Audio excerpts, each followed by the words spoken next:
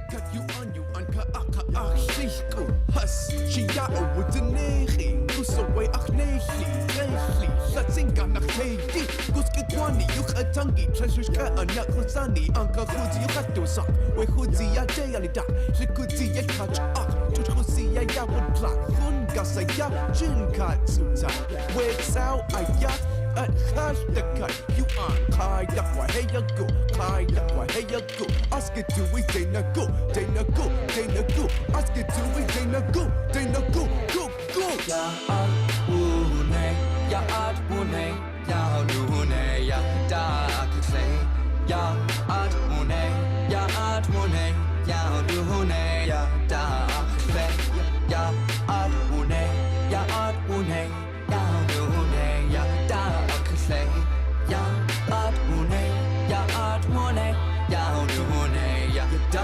akse kaya ya dine clash wasaku dasa itu wasaku dana go ask it to Hashika wa itsu kaya need I can't even speak fluently Ishan iku wa ya khan wasa idu wasa Ya dine ayakhan clash wasaku sinkish to hashtu Wasash didini Achtu wusagu gunash chisha khay isa akhi very sorry Slinke yu khatangi wuch inka shatsin ya kay gatsatini dekina handega dina jin takayakha dushu akatagu akshahabu hatu wasagu kunakawu gunash chish adu ya une ya une ya une ya da akse ya une ya une ya une ya da akse ya une ya une ya une ya da akse ya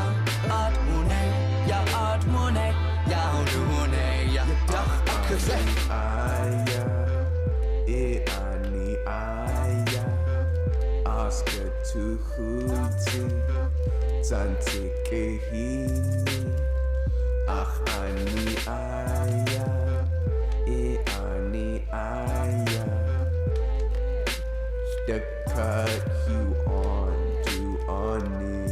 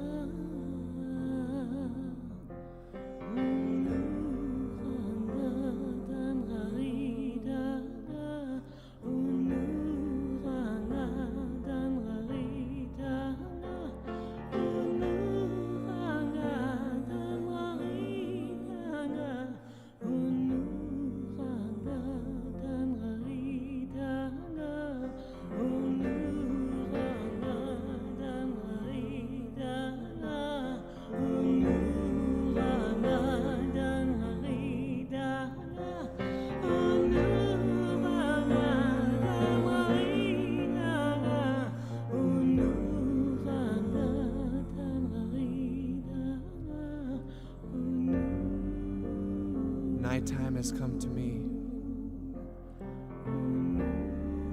and darkness has come to me. But the moon rises up above, makes everything beautiful. My people who look at me,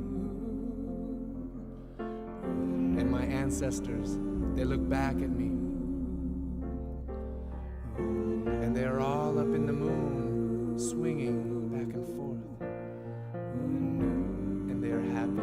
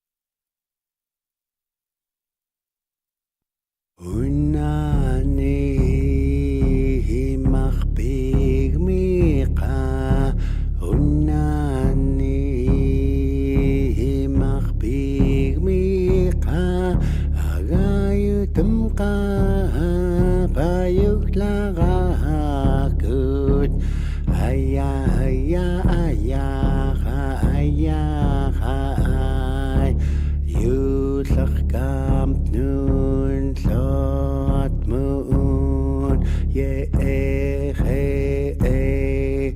Unani machbig miqa Agayutumqa payuklagakut Aya aya aya aya ay Yutlachkamp nun Lot moon ye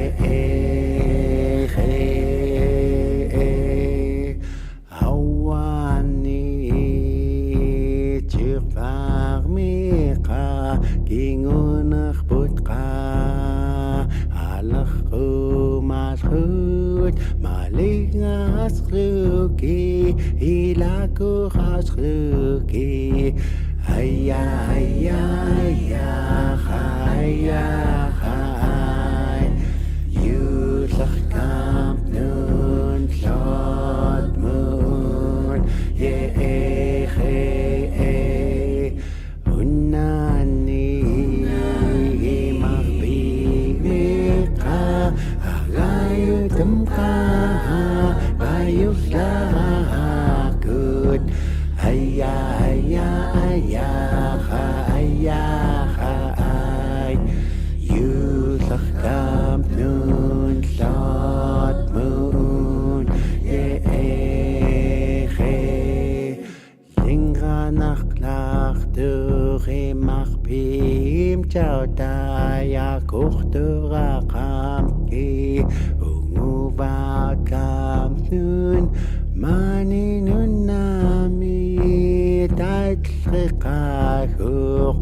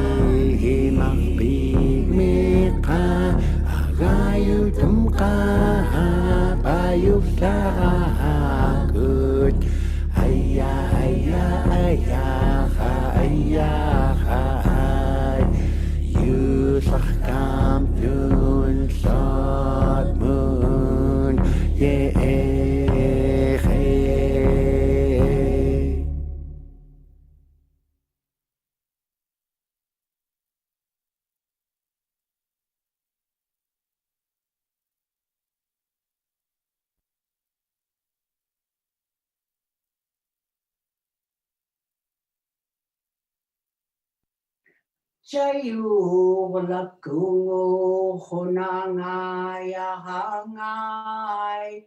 Chayu lakungo honangai ahangai.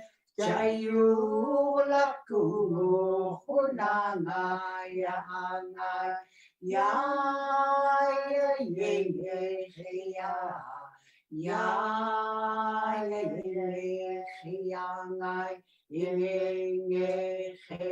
ya ya. Chayu lakungo honangai ahangai. Chayu lakungo honangai ahangai. Chayu lakungo honangai ahangai. Ya ya ya ya ya ya ya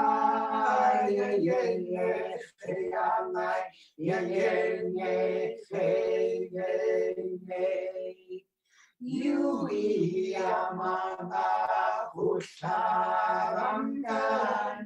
Yui amanga husaramkan. Garahun akidwih pagmama. Ya ya ya ya ya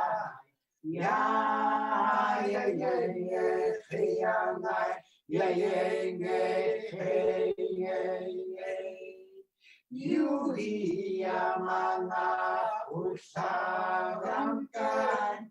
Yui amanga usaramkan. Kaya ka panganak pagmama. Ya ya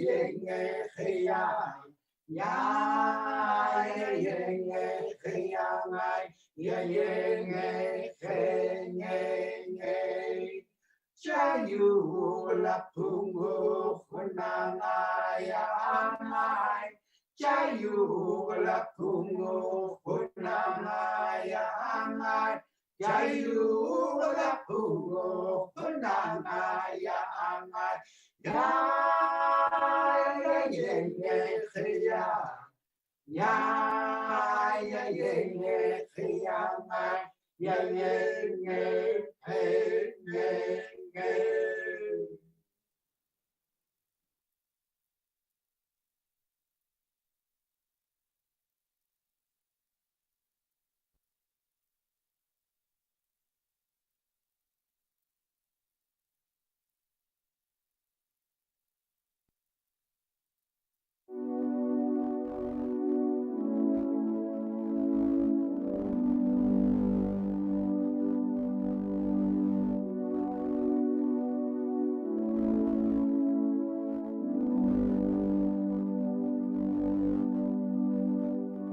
One morning I woke up and I heard my brother crying. He was screaming so loud you thought someone was dying. "Mom, Dad," he screamed, but there was no use trying. They weren't around. I ran outside and saw he'd had a pretty bad crash. His bike was in the ditch, down his arm a bloody gash. He looked so pitiful just sitting there in the dirt amongst the trash crying, "I want Mom and Dad." I picked him up and started running toward my uncle's up the way. It started raining and got real dark. He could barely tell it was day. My brother cried and asked, "Sister, where's Mom?" I didn't know what to say, when the truth is, I don't know. When my uncle saw us coming, he ran into the yard. He took my brother from me and he held him in his arms. When he saw my face, I could tell he was alarmed. And he said, "What happened? Did you fall too?" "Uncle, I'm so tired of wondering why. Why do they drink? Why do they do drugs? Why do they leave us? Why?" He said, "Sister, it's hard to explain." And I said, "Uncle, try." And then he told this story. Once this land was teepees as far as you can see. The water was clean, the land pristine. We were where we were meant to be. Then strangers came across the sea and brought with them their disease. Our people cried and prayed and sang, but it brought them to their knees. We will rise up from the darkness. We will overcome the pain.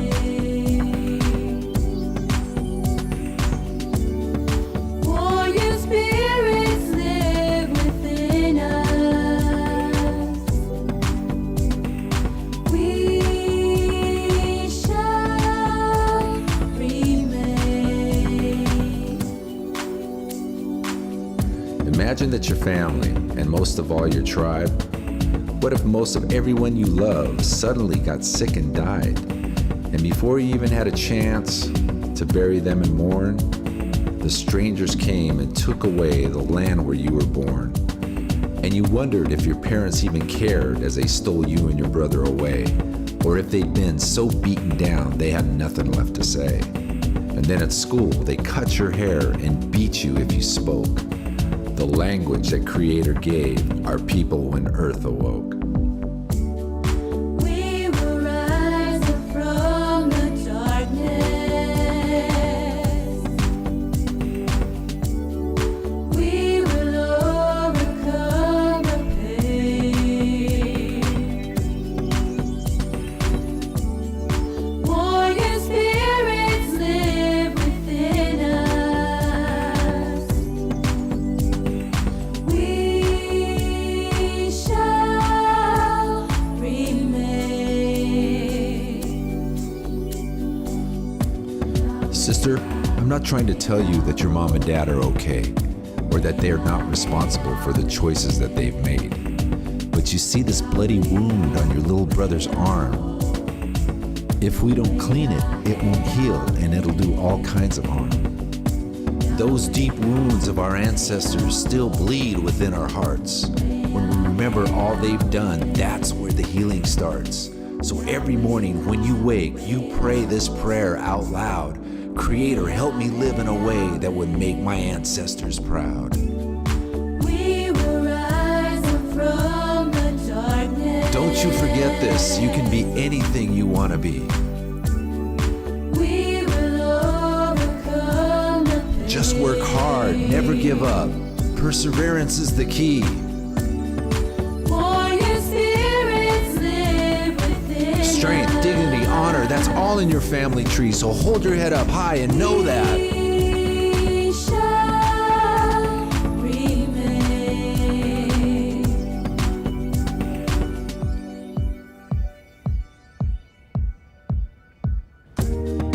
We will rise up from the darkness. Creator, help me live in a way that will make my ancestors proud.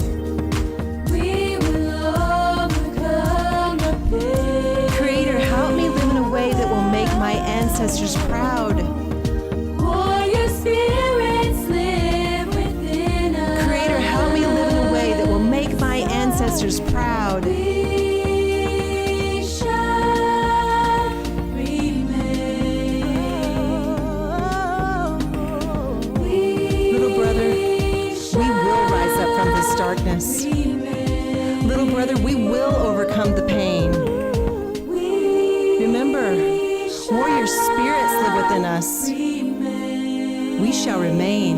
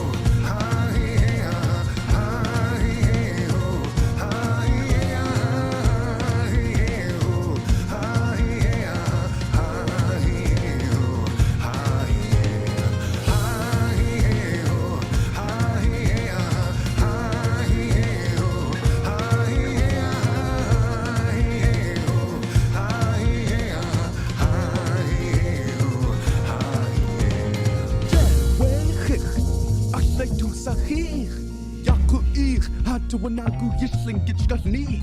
Wutjaf kunnach jaska kwandach igawaya kwannach dachchan. Stuga khatti, wutchan ye houtati. Wa iksakhan, stegat you on, kut khayana ha. Like a dicklagan, Tana Takusitan, Sigubu Yaki Yi Haani, ah, Suits Han, Dekina, Yadu Hat,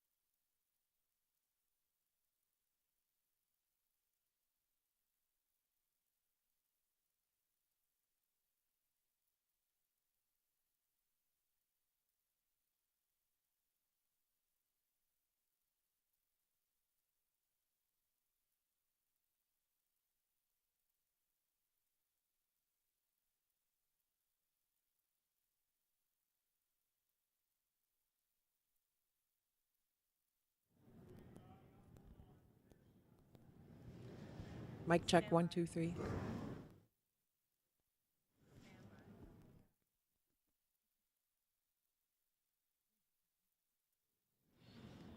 Good morning. I'm Anna Sattler. I'm here live at the Denina Center for Elders and Youth Conference, and I'm here with Ayu and Barbara Blake. We saw Barbara yesterday, and we all know Ayu from years past. So good morning, both of you. Our second full day of Elders and Youth, right? Yes, Uflalota. Good morning. Good to be here. We're so excited to finally be in person. It's been just this energy of, I haven't seen you in 3D in forever. Like throughout the entire time. It's been awesome. It's been great, yeah. Will you tell us a little bit about keeping safe before we go into yesterday's agenda and moving forward? Yeah, absolutely. You know, when we were thinking about how much our people really wanted to be together again, at the forefront of our mind was really how can we do it in a good way where we can make sure that we're keeping our community safe, and especially our elders and our young people. And so to make it work in a way where we knew we were still protecting our people, we made the decision that at the advice of our tribal health leaders, that requiring vaccinations and masks would be the best way to protect our communities. So, it's worked really well, honestly. You know, it was a little bit of a slow start, making sure that we checked all the vaccination cards first thing in the morning, but then everything just went really smoothly. And I think it creates a feeling of protection and safety that is really important too. Yes, I agree. Everyone's so happy to be here, and they're grateful for the extra protection. Did you want to talk a little bit about yesterday and what to expect upcoming, both you and Barbara? Yeah, absolutely. It's hard to just pick a couple things. The day was absolutely amazing from beginning to end. I think one of the highlights that I wanted to share was our youth keynote, Christiana Edwards. Oh my goodness. You know, when I was listening to her sharing with us, honestly, it felt like sitting with an elder. Yeah. She had so much just really grounded messages that helped us to remember, how strong we are because our community is so diverse. Yep. To remember how important it is for all of us to work together. It just was incredibly touching. I cried multiple times. Yeah. How about you? Yeah, Sangaitla Uthlang. Good morning. It's great to be here. Such a great day today and yesterday. We spent a good portion of time in the resolutions workshop, which is mandatory if any of our youth or elders want to submit a resolution to elders and youth for consideration. And we had special guest presentations from Senator Murkowski, as well as former Governor Bill Walker showed up to help the youth understand the importance of advocacy, both at the state and federal level. And our very own Samuel Haratzika, who is the Alaska Native Affairs staffer for Mary Peltola, also helped talk about the importance of advocacy. And we didn't have any elders submit resolutions this year or propose any, but all of our youth are on fire for what they care about. It was so good. Senator Murkowski sat with one of the groups who wanted to write a resolution about alcohol and substance abuse in their community, and she sat with them and coached them and guided them through their process. Wow. So good. So good. Our youth are just amazing, and I'm so thankful we have their voices in our advocacy spaces.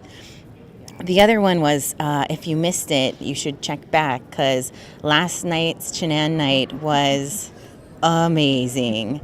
We had folks who were trying out for Natives Got Talent, and all of them made it into the show. We had folks singing, we had folks providing comedy, which was hilarious. And we had some NYO folks who were demonstrating Native Youth Olympics, and our dance groups, and just celebrating with each other and just recognizing the brilliance and the talents of so many of our people. Last night was pretty cool. You should check back if you missed it. So good. Go ahead. How about? I'm sorry, I didn't mean to interrupt. How about what can we expect today? Today, oh my gosh! This morning when we were coming in, we had this moment of, we're halfway through elders and youth already. We started with warming the hands on Sunday, and then we had our full day yesterday. Now we have a full day today and half day tomorrow. And we're already halfway through. I can't even believe it. Gosh, it's an incredibly packed day. And one of the things I know I'm really looking forward to of many today is our elder keynotes. Jim and Susan LaBelle are going to be giving a co-keynote. I'm really looking forward to hearing anything that they want to share with us. They are always present in our spaces, and so I'm looking forward to it.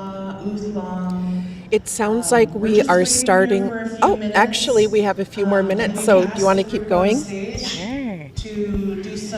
So for today, and we've got some cool stuff on the lineup, and so my policy brain is always excited about the important components that deal with policy. And so this afternoon we have a Get Out the Native Vote panel that will be talking about the importance of the vote, and then also protecting our ways of life. And so our hunting, fishing, and gathering rights, and how voting is so intricately tied to our ways of life, and the importance of who's in leadership position gets to decide who sits on the board of fish, gets to decide who sits on the board of game, and the North Pacific Fisheries Management Council. So it's so important that we vote, and people don't often see those two connecting points. But I think that if anyone were to just trace back where those decision-making points are, it all ties to who we vote for and who we elect into office.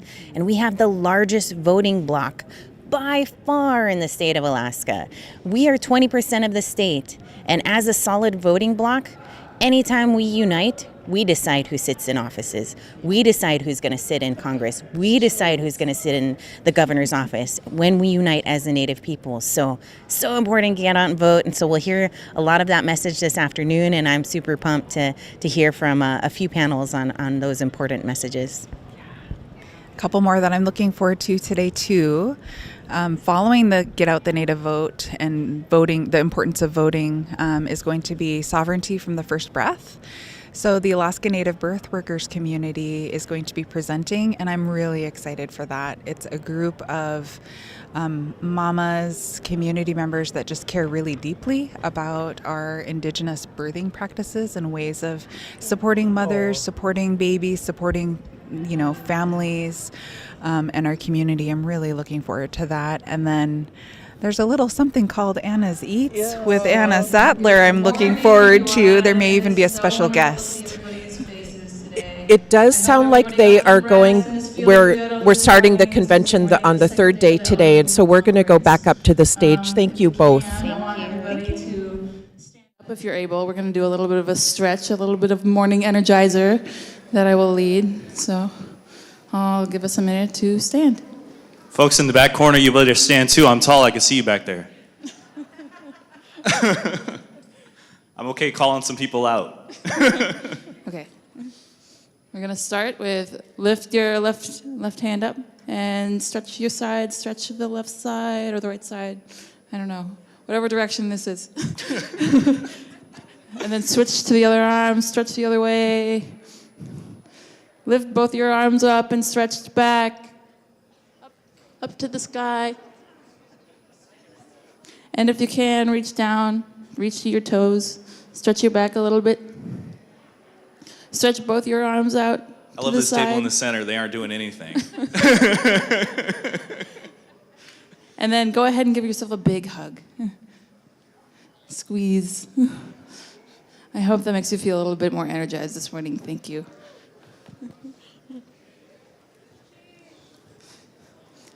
Ula Lotak, my name is Gabe Canfield. My Anupiaq name is Kungana. It is so amazing to have everybody here on our second day.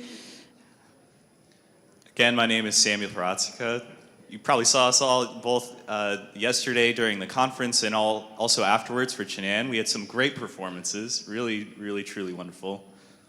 Yeah, I hope you got the chance to see it, and if not, it's been streamed and live streamed, so we have that if you want to go back and see the performances. I want to give a big thank you to everyone who stood up and performed. We had some really amazing singers, dancers, comedians, performers. We saw all the things, and it was so great for our youth and our elders. So excited. Adele's All I Ask, that was one of my favorite moments. moment. Everybody with their phones up, just waving. That was a different stretch. I couldn't hold my phone up for the entire time, but I tried. Beautiful. Yeah. In any case, to begin this conference off on this beautiful Tuesday morning, nice and not sunny out, we want to honor our Athabascan relatives for caring for this land for thousands of years. This place called Denayakuk has been lived on, sang on, and blessed by the Dena'ina people. We are extending our love and appreciation for sharing their land with us.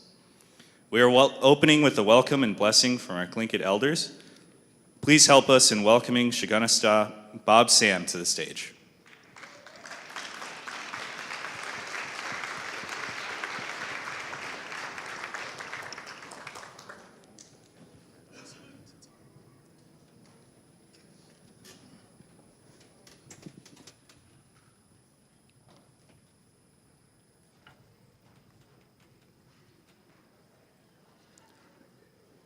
Well, good morning, everyone. Such an amazing event this week. It's the 39th First Alaskans Elders and Youth Conference, live, in person. So amazing, so special.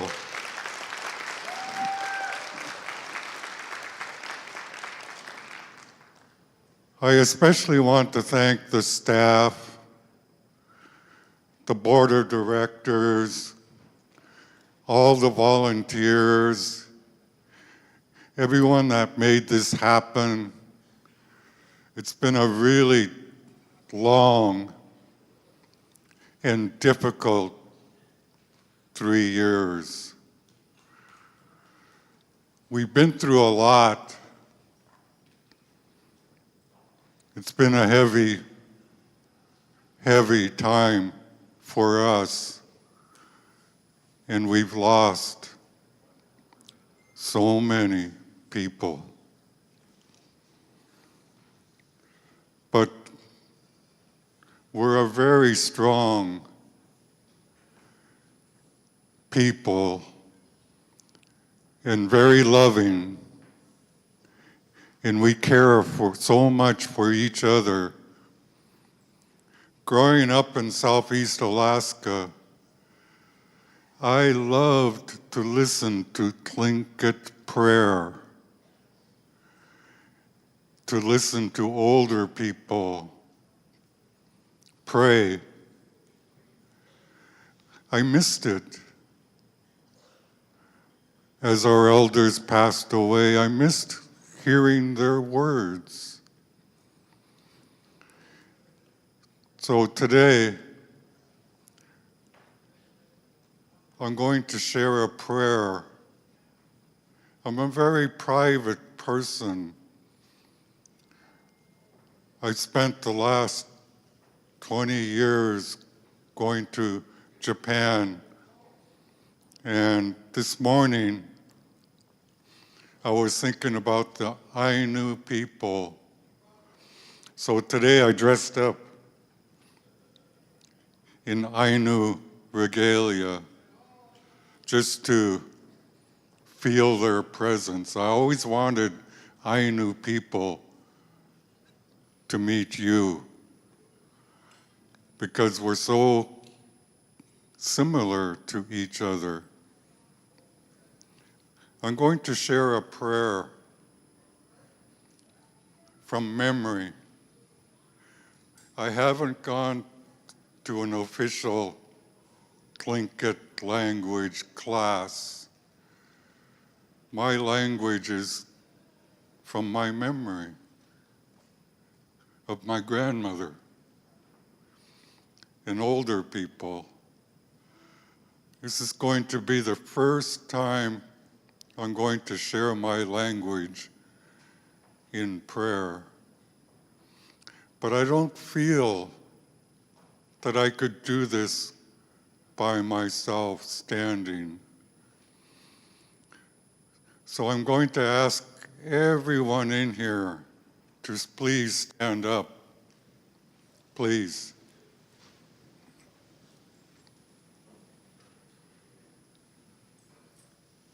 It's together that we are strong.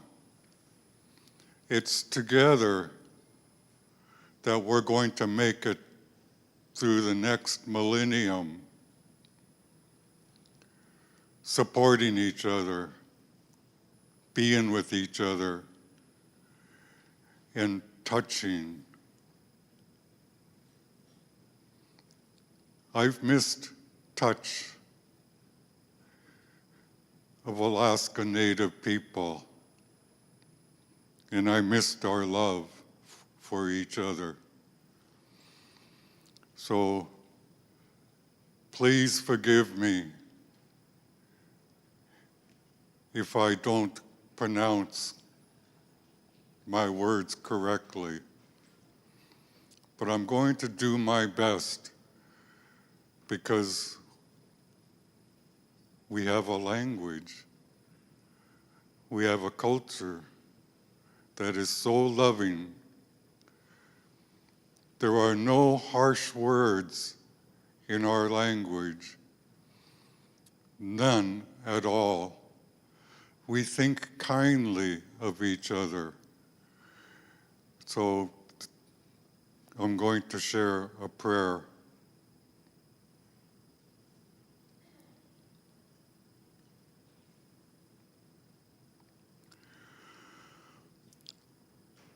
Hashagenya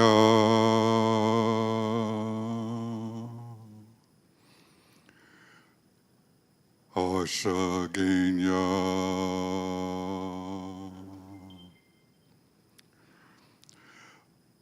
Ach du je dachshi. Ach du je dachshi. Ach du wase guyao. Ye chat wuti. Ach gusti tu.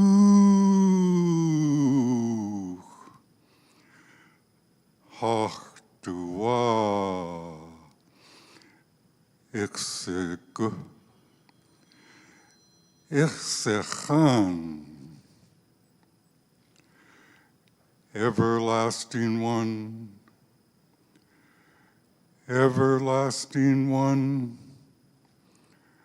put your hand under us. Help us to include you into our life. Help us to guide us into your path. We love you. Please enjoy Elders and Youth 39. Embrace each other, love each other. Think about those who come before us, who helped us to be the people we are today. I'm so touched and honored to be with you. Ganeshtish, thank you.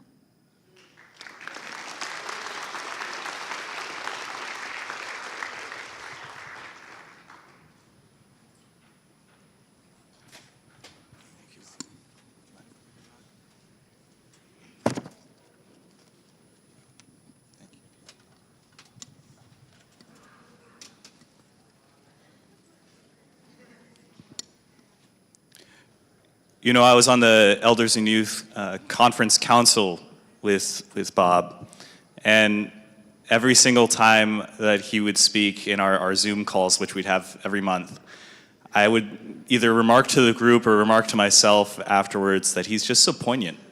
He's so caring and touching. He's very cautious with his words, but every one of them strikes true. It's hard to meet a truer person in life. So thank you for that. I really appreciate your words. Yes, I love the feeling of that, inviting the ancestors into this room. Just like that warm hug that we got earlier, I could feel that throughout the entire room. So, one quick announcement tomorrow for the closing performance. We're inviting those of you who would like to be part of sharing a song and being part of a dance finale to please see Kasut so we can be prepared. And another announcement, for our lunch and learns, we have a couple of lunch and learns coming up today. The hosts will be covering the lunch in wherever those rooms that may be. They are first come and first served, and only for those who stay for the entire session. So we hope that you stay and be able to immerse yourself into those lunch and learns and experience the fun ones that is going on. And at this time, it is my honor to invite Gunmigu, Chakti, and Shutmin to the stage to review our agreements.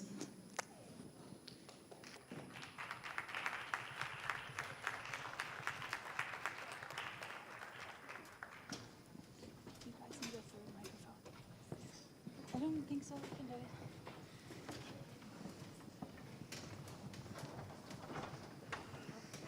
Jamayon Wachbach. Jamai Hui Chutman, Abdachatnga Candace Branson, Junami Sutleanga, et Dachalua. Uvla Lotak, Atara Kunmiru, Nalwagamitun, Casey Hobson. Hi, good morning. I am Kunmiru, or you can call me Casey. Good morning, everyone. Chakti Yuchat Tzak, Tsagwedina Chatsati, Kiksadi Yadi Yachat, Kachari Kakagwantan, Nachkan Yachat. My Tlingit name is Chakti, and I belong to the Tsagwedi people of Cake. I'm the child of the Kiksadi of Shitka, and I'm the grandchild of the Kagwantan and Kachedi. And I'm the Indigenous Stewardship Fellow for Alaskans Institute. Awesome. How are you guys feeling this morning? Good? Woo! Okay. We are going to go over agreements again. You heard these yesterday. And this will just help us start our time together in a really nice way. Oh, 1 second. Here, can you hold this? Take my mask off, then you guys can hear me better. Okay, so I'm going to speak to the first one, in every chair a leader. This really is just acknowledging that leadership is more than a title. It's not just whether you're the president or the tribal administrator or the executive director. Each and every one of you in this room, regardless of your title, is already taking care of your friends, your family, your loved ones. You're already doing things in your community. You're already living that leadership. So each of you brings something very special to our gathering today, and we see that leadership in each and every one of you. And I'd like to call into this space, speak to be understood and listen to understand.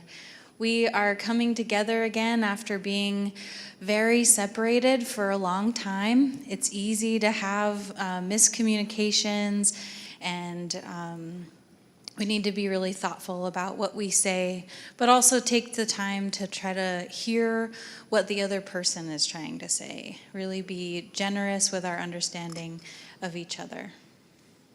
And for our next agreement, be present and be engaged. I know that a lot of people have a lot on their plate, and it's important that we all are here present in this space and make the best of the time that we have together.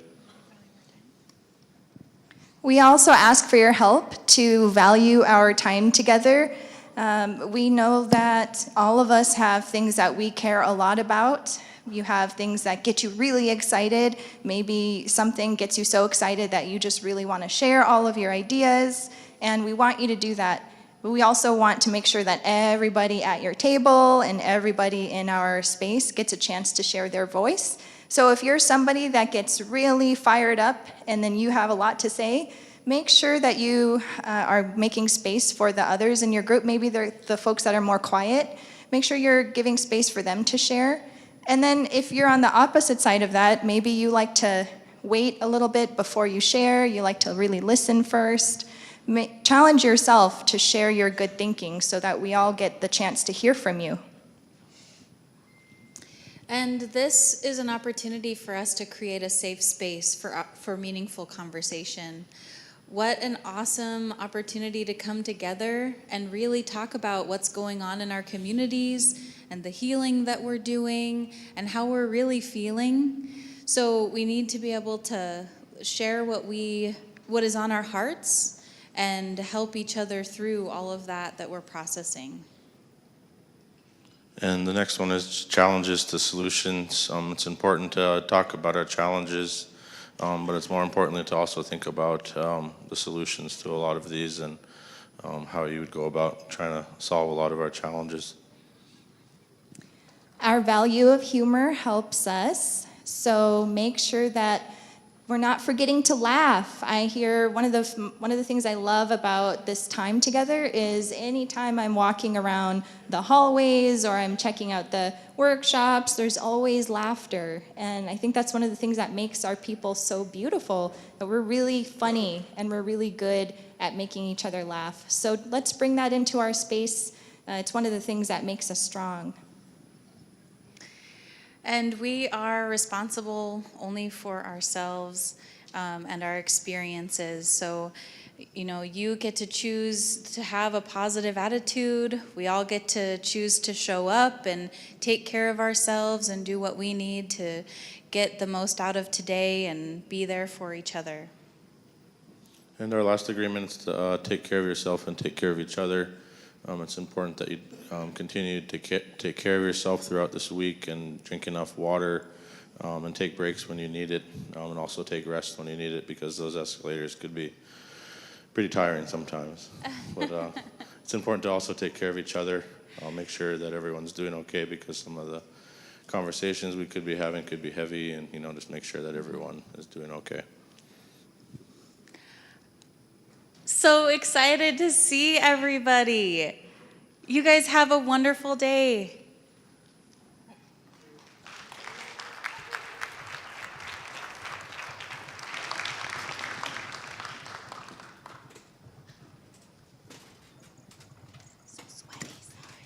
It's all good.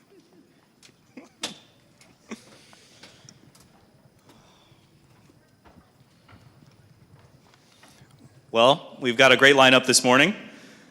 Feeling honored to be in this space with you all again, to share this time and energy at the Denina Center with our Elders and Youth Conference. After the pandemic, it feels surreal to be surrounded by so much love and the power of all of our cultures, all of our elders and youth sharing within that. A few reminders to keep our space sacred. Please be courteous of your cell phone use. We do love to see all of your photos, but also take your phone calls and your texts up to the halls and make sure to turn off our ringer while in sessions. And let's keep this space sacred and clean too. After each session you attend, please pick up paper, cups, wrappers, anything that you see around you that you could be considered trash, and place them in the trash cans located near the exits. There are lots of recycle bins, so please be sure to put your plastic bottles and aluminum cans in the appropriate bin. Thankfully, Anchorage has a great recycling program. We're blessed to be here with our elders today. They're a connection to our stories about ourselves, about our families, and about our connections to this place. Let's be sure to honor our elders today during this conference and every day. Be sure to help, support them, and talk to them whenever possible. We really appreciate having everyone here. So please be present. As a reminder, this conference is alcohol and drug-free. And this morning we have a special treat to kick us off. We know how much our music heals us. The Chinan last night had a bunch of that, and it was so uplifting and so healing to be in that space. We'll get a chance this morning to move and wiggle in our seats, and I invite you all to sing along, laugh along, smile, and enjoy yourselves for this next bit of our shared time together. Please help me in welcoming Air Jazz to the stage, a Tlingit hip-hop recording artist hailing from Juneau, Alaska, and Kraken Stephen Blanchett, who is Yupik, and special guest Ivan Knight. Give him a round of applause. Woo!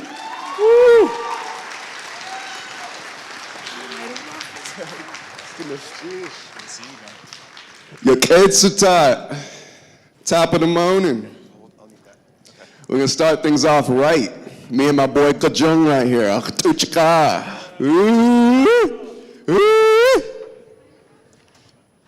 So I'm gonna start things off with a couple of my solo tracks, and then we'll even move into some of our collabs where we combine Tlingit Yukatungi with the Tsimshian as well. We're trying to bring all the tribes together. That's the future. Yo. I just got one question. Where can I get one of those bathrobes? And I'm glad you dressed up for the occasion. How y'all doing today? Shout Northwest, bro. This is from Canada. Shout out our Canadian natives, y'all. Woo! Oh, Canada. So let's kick things off with some Turtle Island. You feel me? I feel you.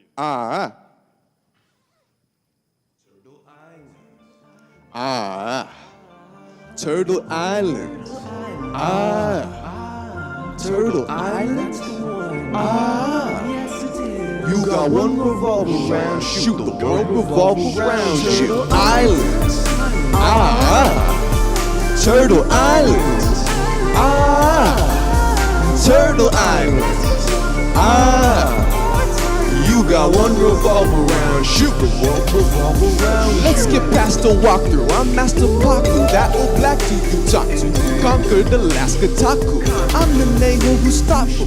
This earth place, it's a world of grace. Look what's her made, pearly things, hotter than the mermaid. Dead elders made of silver drips, glaciers filled with bliss. They done changed into rings, they were built for this. Embedded treasure in our chains, we fulfill the debts. Our predecessors still remain, angels tilt with us.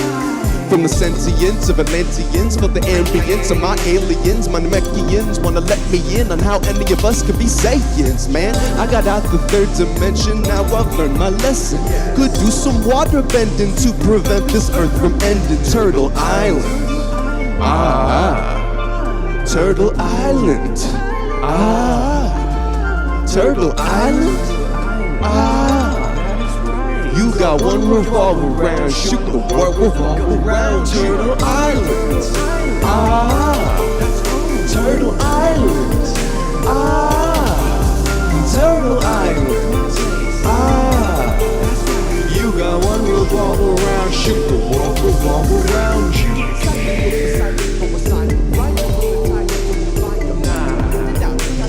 My ship has sailed and now I'm stranded now. I accept my fate. Every little breath I take, set myself straight. Anytime is the best time of day. Every step of the way, rest my case. Bring peaceful gifts in the offerings. Cleanse off sins for your offsprings. No more missing women, children, angels. Spread your lost wings. Voluntarily incapable of killing off things. I'm the cosmos ghost who's not into haunting. Turtle Island. Turtle Island. Turtle Island. Turtle Island. You got one revolver round, shoot it, world revolve around you. Turtle Island. Kicking things off, right? And then from there, I also want to acknowledge one of my favorite things in indigeneity. What's that? The dream catcher. Oh, yeah. We all got dreams, we all like to dream, and where there is one, you'll need yourself the dream catcher. Play it. You will be my dream catcher. You will be my dream catcher. Spirit loud to the scream matcher. You will be my dream catcher. No more nightmares, 'cause I'm right here. Hashaguni, Hashawatka, Hashakania.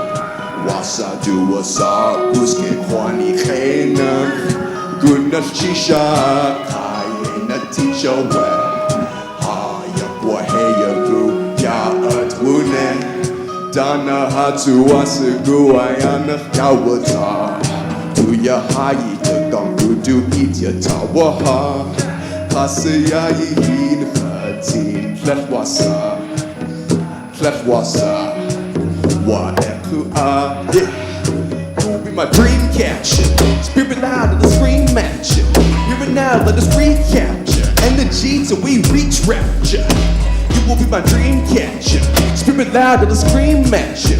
Here and now, let us recapture energy till we reach rapture. Lift up this transparent planet, zooted, zooming through this cosmos. I'm Sandman, the superhuman wizard of Oz ghost. It's all a dream. It's all a dream. Would fall asleep, yet all I'd see is dark disease. So swallow these and follow me.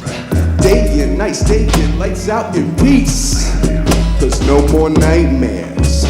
'Cause I'm right here. Call me a sightseer. My dear, Hashaguni, Hashawatka, Hashagania. Wasa duasa, buske kwani kena. Guna chisha, kayena teacher we.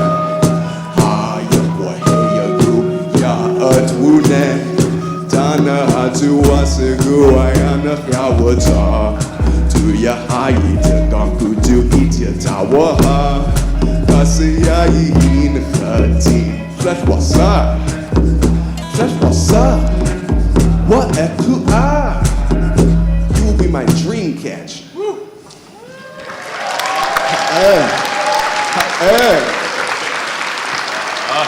Another thing you'll notice, another thing you'll notice about our people, we're colorful. And I like to call myself my own color. The color jazz, as I call it.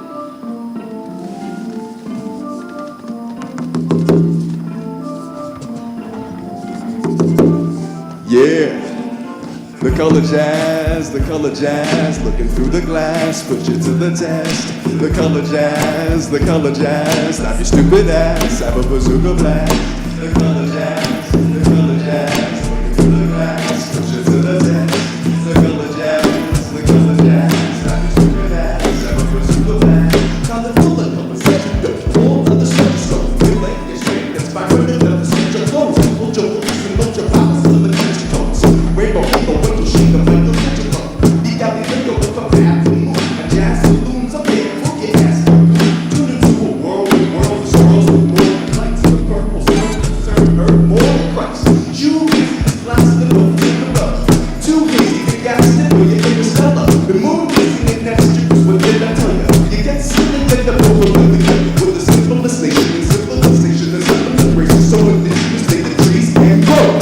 Play a roll, play a roll, the plan go, the plan code, and no damn yo, damn color jazz, looking through the glass, put you to the test. The color jazz, that's stupid ass, have a bazooka blast. The color jazz, looking through the glass, put you to the test. The color jazz, that's stupid ass, have a bazooka blast. The color jazz, look in the glass, I could bypass John C. Color real fast, couple miles from where they is that tactile band. Like to talk that jazz like a Utah band. When I'm in set, flow is so butter, flying it back, y'all there's no other. I'm here for my sisters and all of my brothers. And this to the sky, the screen goes the architect that meaner. When the sun's glasses, remember yo, when we rush, that is the fastest. Some people are the racist, put them up like you, bring the baby, check it, let me get ears. Here we go. Ride on these hills, now watch the man go full throttle on the gas, and we can't let up. The color jazz, have a stupid ass, have a bazooka blast. The color jazz, stupid ass, have a bazooka blast.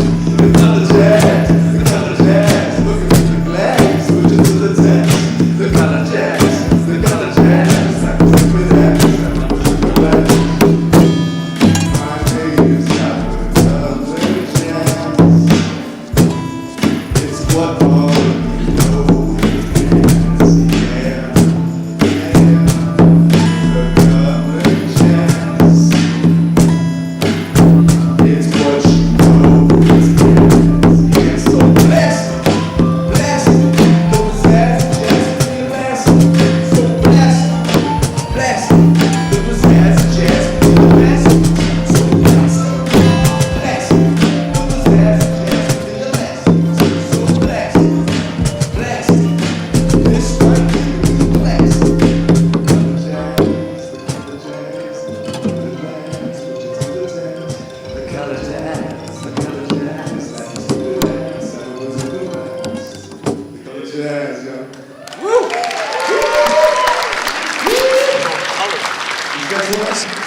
This is a brand new one I just dropped a few months ago on the good old Spotify.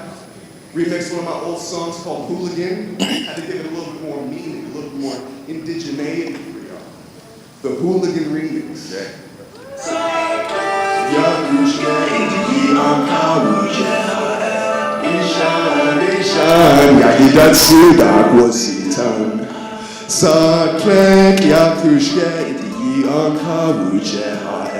Ishan, yayidat sidak wasita. Hinta futikhat, gled kadishayada. Weyach tegi su, kushtayach tegi atu. Na just stay away, na iyak waheyagu. Na dak na u. Akitana. Jilkat Kwanda, Ishka Hadikuna, Yantuga Tuton. You've been living like a hooligan. Who do you think you're fooling? Then you dropped out of school again, thinking you have all the tools to win. Sakret Yankushke, on Habujeha. Ishan, Yagidat Sidan Wasitan. Saklek yakushke iti ankavuche hae. Ishan yakidatsudak. That dishonor has caught up to me. Harikari katana is done with me. Was a goner luckily. Got saved by my kin and my luxury. We the chill cats, nothing chill about us. Take the loudest hits, known to kill our doubters. Yeah, that ain't down to toughest pill to swallow is a downer. Your healing powers, world is ours. Apparition whisperer, drop this mystic Mr. Up. Yes, he is corrupt, abolitionist for what? My establishment up front gives you hell pain. Help ain't for no one, just a self-gain. I'm done living as a shadow boy, spaced out, going past the void, feel like an asteroid. Running circles, I don't have a point. Well, then what is there to enjoy? Nolan boy. Yakushke iti yi ankavuje hae. Ishan yakidatsu dakwasitan. Saklek yakushke iti yi ankavuje hae. Dasa ina kawanak saika. Jinnaha adoch kaudia. Just another day being a hooligan. Am I right? Just another day being a hooligan. That's my life. Hooligan. Leave you fool again. Ishan.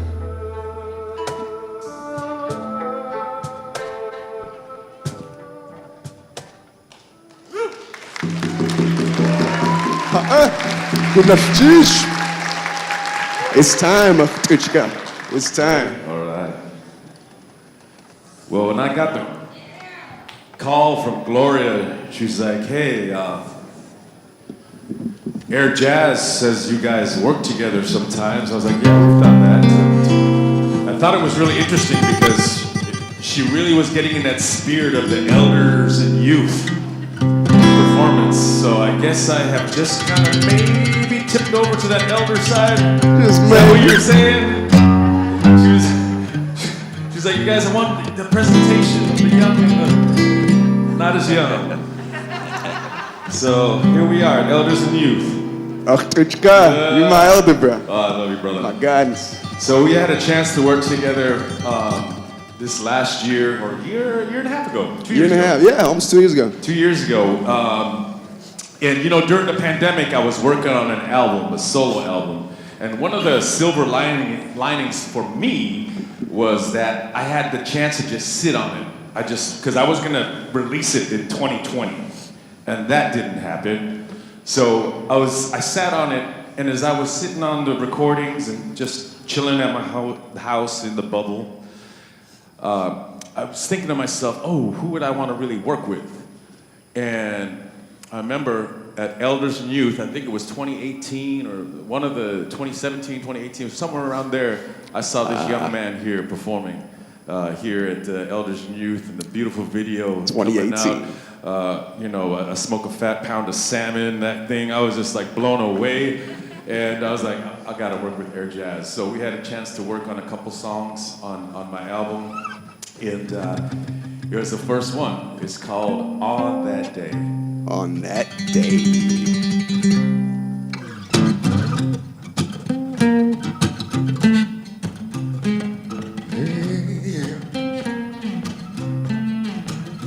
I guess since I'm the elder, I'll just sit here.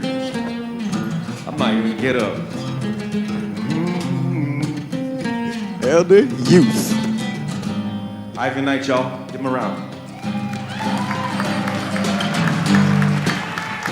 Amen. Yeah. I met you on that day. I felt my mind was going straight. I never knew that you existed until that very day. People told me all about you, that you helped them to get through. You've been the guiding light now.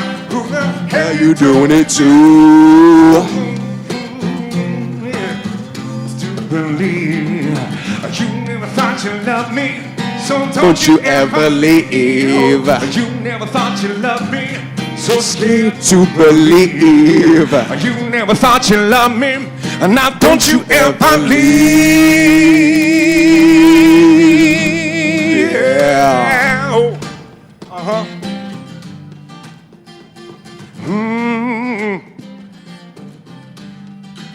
Yeah. You scared me on that day you pulled in my face. I felt my life was going to change, but I knew this already. Now I know who I am and where I come from. I can't go back there to that place, but you can take it to my mind. Oh, you never thought you loved me, so scared to believe. Yeah, you never thought you loved me, and now don't you ever leave. No, you never thought you loved me, so scared to believe. You never thought you loved me, and now don't you ever leave. Come on, Ivan. Mm-hmm. Ivan. Ooh. You know what? I know you think you know what I'm talking about, but you know what? You ain't got no clue. So why don't you take your mind and listen to this young man right here. Today's temperate rains pause, we temperate reinforce the emperor's rainforce. Remember this day forth. The eagle wolf is huffing and puffing. He's bluffing while stuffing the muffin down his gullet like nothing. Give the car one time to Don of Huna. Blue jazz, Gucci on the men and Una. This is for the Tongass, not Christopher Columbus. Northwest, southeast compass. You never thought you loved me, so scared to believe.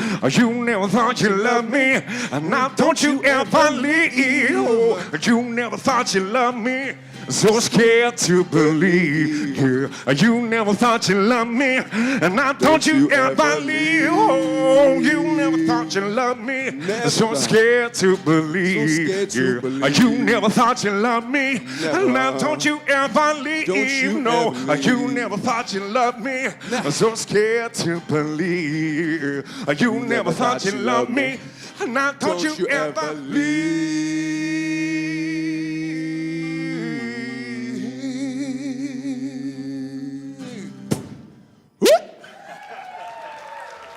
Yeah, it was on that day. Well, we got one more for you. I'm so Ishan right now. And I'm not even thinking, I'm just saying Ishan, boy. Ishan. Because I brought my drum right there, and I opened it up, I zipped it up, and man, there wasn't even a drumstick in it. Amateur. Man, I'm so sorry. Oh, look at that. I knew if I called one out, it would come. The plug for the drum. Goodness, cheese.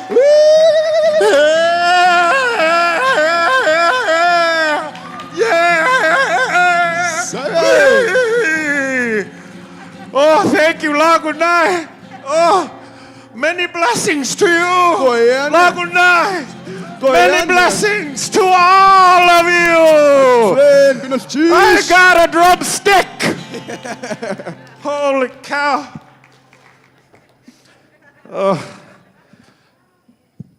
Now we can do this. Drum it up, bro. Drum it up. So, about 70 or 80 years ago, I was teaching at the Alaska Native Heritage Center. And I had all this resources from the corporations. Really supported us so big hard.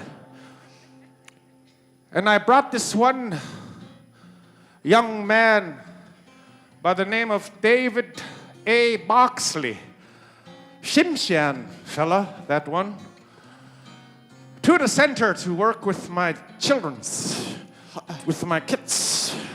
All my kids, I didn't know what to do, so I called on this young, strapping fella by the name of David A. Boxley. I call him Dab for short. And he gifted and shared us a song called The Gathering. Real cool song about how the Tsimshian peoples got their moieties, their clans, their identities of the raven Yeah, the eagle. The killer whale. And the wolf. The wolf. And this song is called The Gathering. The Gathering. Kuich.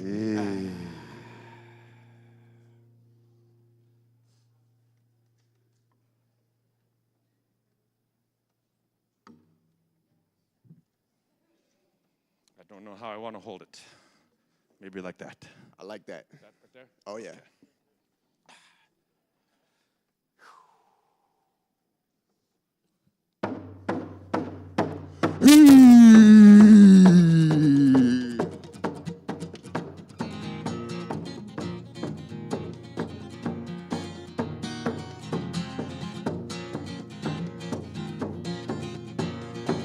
Ivan.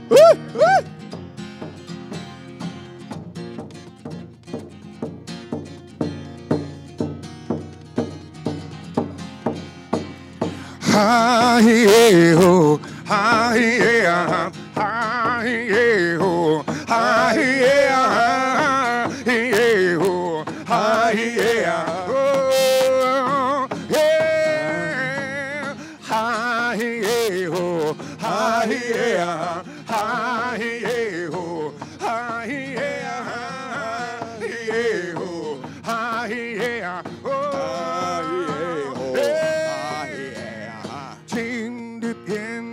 Gaan ik het kom niet op noem de memmen goed ja dan kie het kach wilgen kom goed wees te gaan ik het ha hi ho ha hi ha hi ho ha hi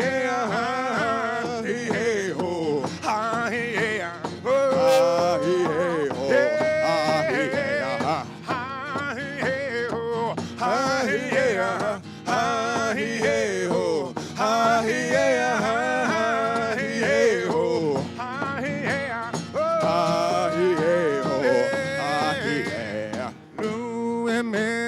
Coach the kish with water and a million we love boo we election lim stuck on harder and a leg skill million queer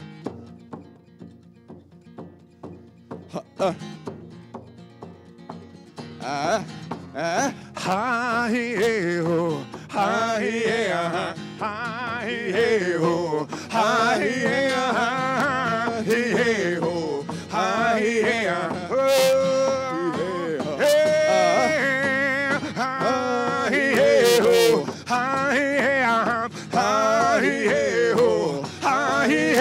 ha hey ho ha hey ho ha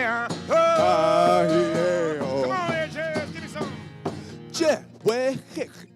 Actually took sa hik Yaku ik hatu wanagu yisling get skatnik Wujakunak just got kondak igwaya konak dachhan Stuga hatati Wuchhan yeah howdati yeah Ik sa khan stikat you on kut khayana ha Klat dak sagan Dana dak wasitan Sigu yagi yi haani Suits khan dekina yadu khat ha hey ho ha hey ha hey ho ha hey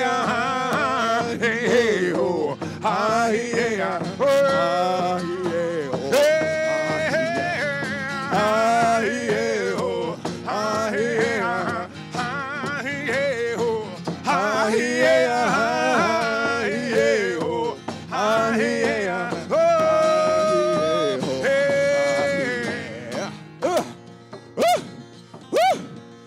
Sakhan, cut you on.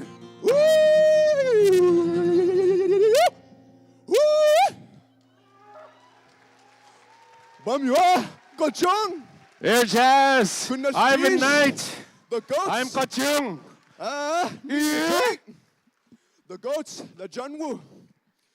Gunas Chish, to cut you on.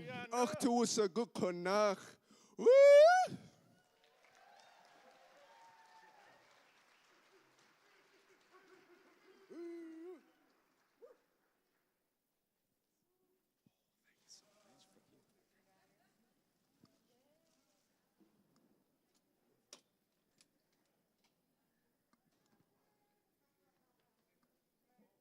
What an amazing, is this still on?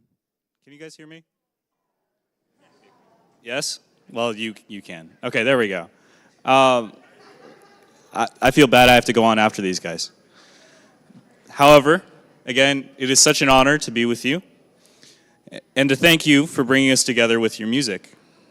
Next, I'd like to invite to the stage a phenomenal and inspirational leader, again from Southeast, Linkit artist, Click Leish, Lyle James.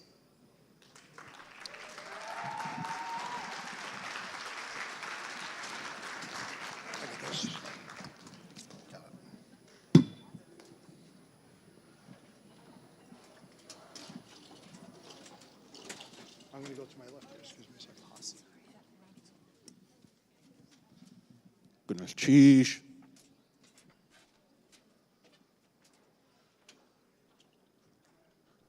Hadia.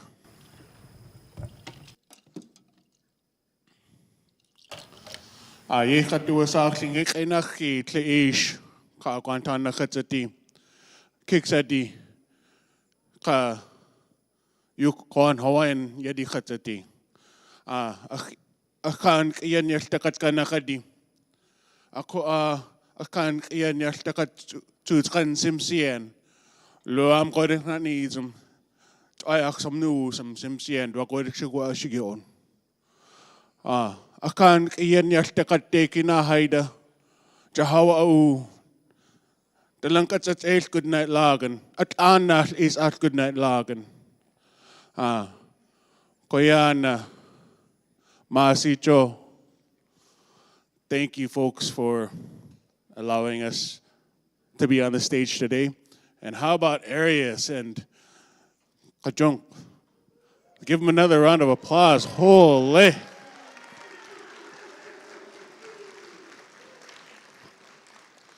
So I'm going to invite my Southeast relatives to join us on the stage. We are going to be teaching you folks a few songs today.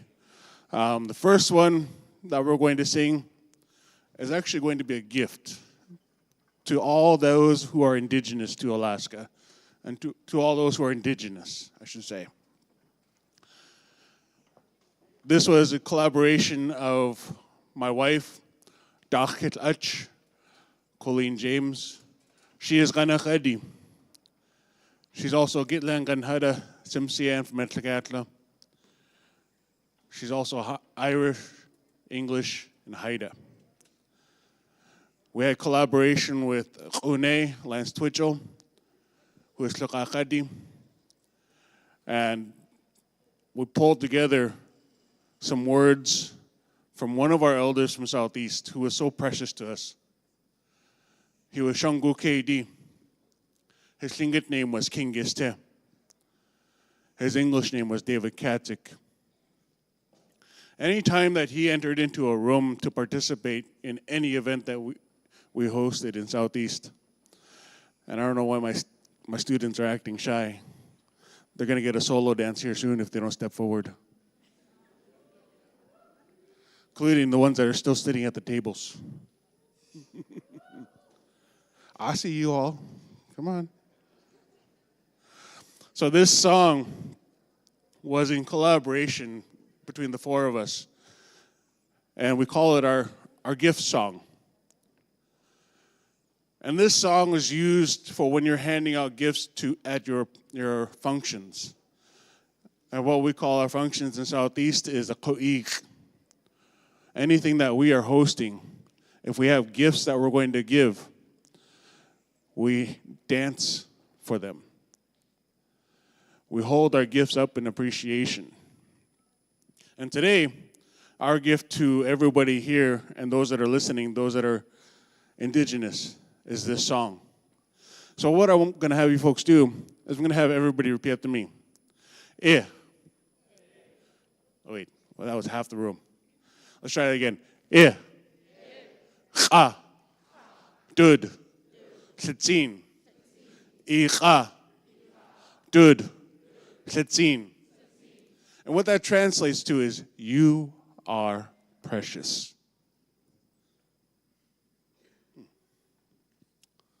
This is the phrase that King Giste would always say when he was in the classroom. You are precious. So, really quick, I'm gonna have you folks, we're gonna break the chant down, okay? So I'm gonna have you folks have to repeat after me.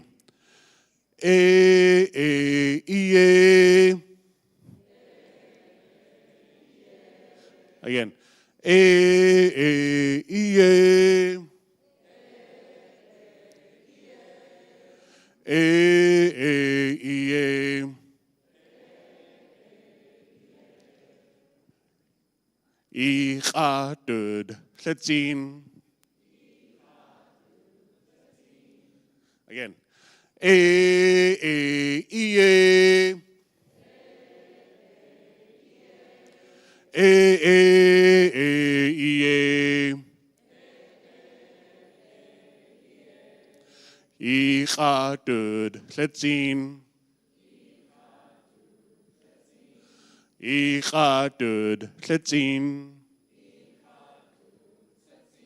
Yeah.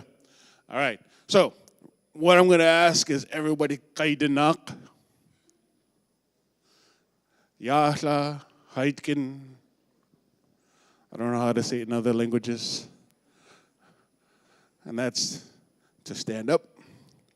So what we're going to do is we're going to show you folks a couple different styles of dancing. So for those that like to dance down lower, you're going to have your feet about shoulder width apart. Some folks call it the men's style of dancing. I just call it the lower range of dancing.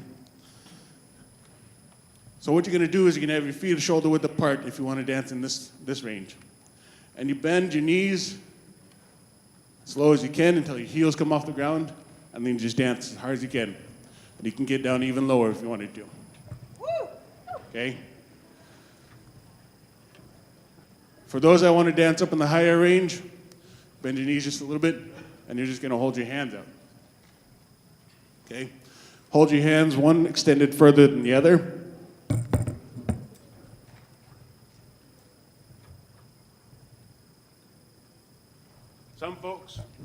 Some folks also, they'll dance like this here. This is for when they dance for their father's people. In Southeast, you're either dancing for a raven or you're dancing for an eagle. So, this is the Ichadutletzin. So we're going to practice it really quick. Okay. I'm going to hold the mic closer to them because I can't carry a tune.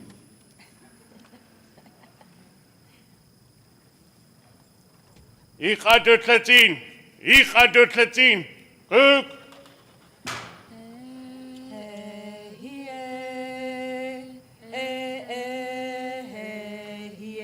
Hey,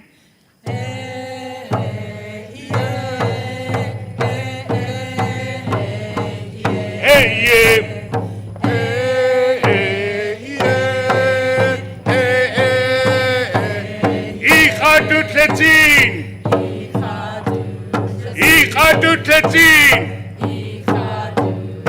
hey,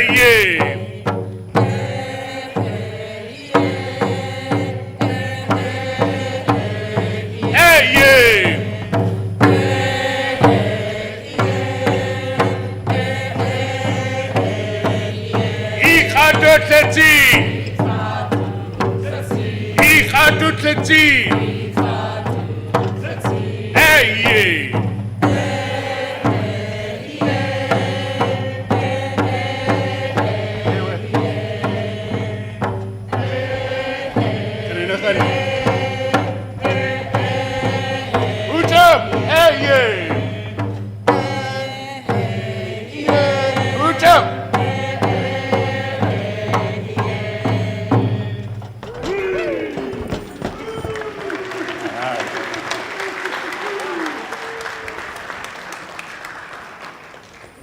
So that's, whoa, I apologize.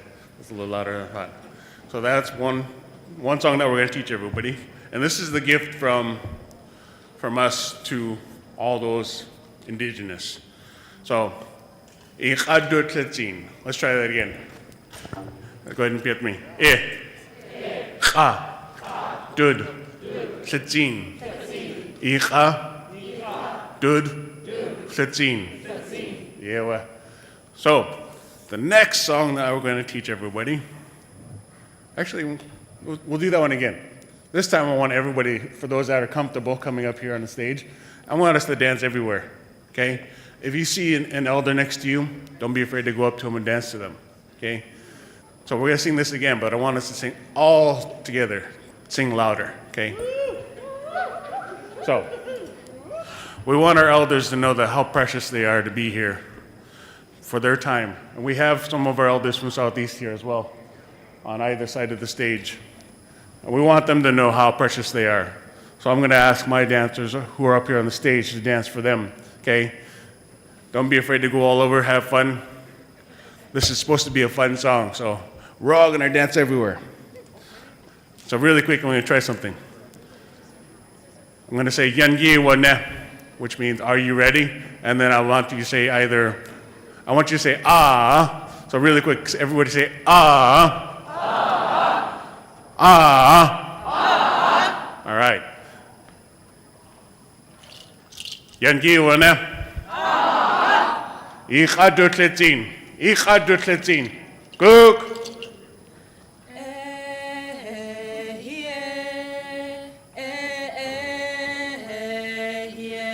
Hey, you.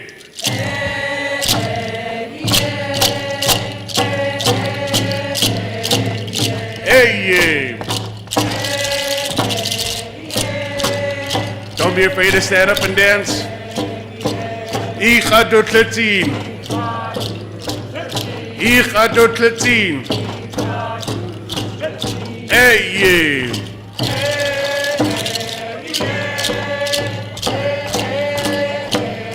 Hey, you.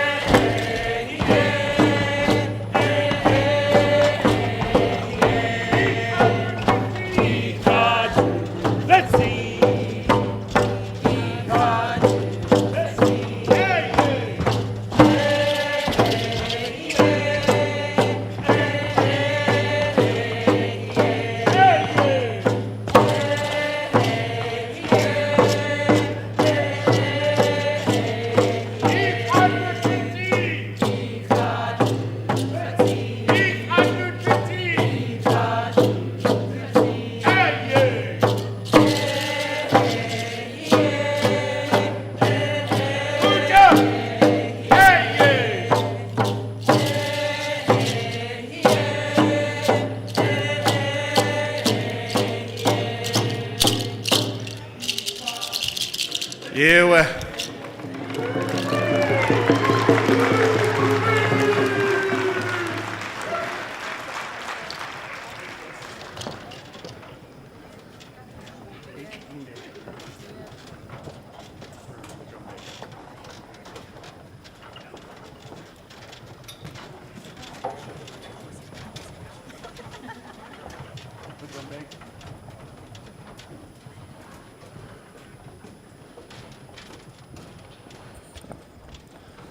So the next song that we want to sing is a song that I composed a few years back with also my good friend Khone Lance Twitchell. He is a Shaka Khadi. He's also a professor at the University of Alaska Southeast and does amazing things for our campus and our community, and has been working diligently to make sure that our language doesn't die. And to him, I say, Ikwa Kwan, Ikwa Kwan. Have courage. To my relative, we just lost a professor at the University of Alaska Southeast who also did some amazing things on our campus. His name was Saul Neely. And This next song, I wanted to share that energy that he's not alone, that his family is not alone. He will be missed. This next song is what we call going into the ocean song. Ek hinde yan tu at. We're going into the ocean. Ha kohas ha yi dashe. Our ancestors, we need your help. Sitsin ha tu wasigu. We need strength.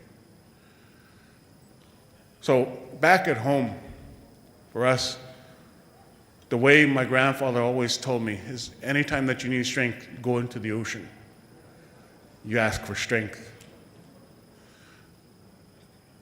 You don't give your grief or pain away, but you're asking for the strength to continue on. So this song, I'm going to have everybody repeat after me. H. Hinde. Yan tu at. Ha kuhas. Ha ye dashe.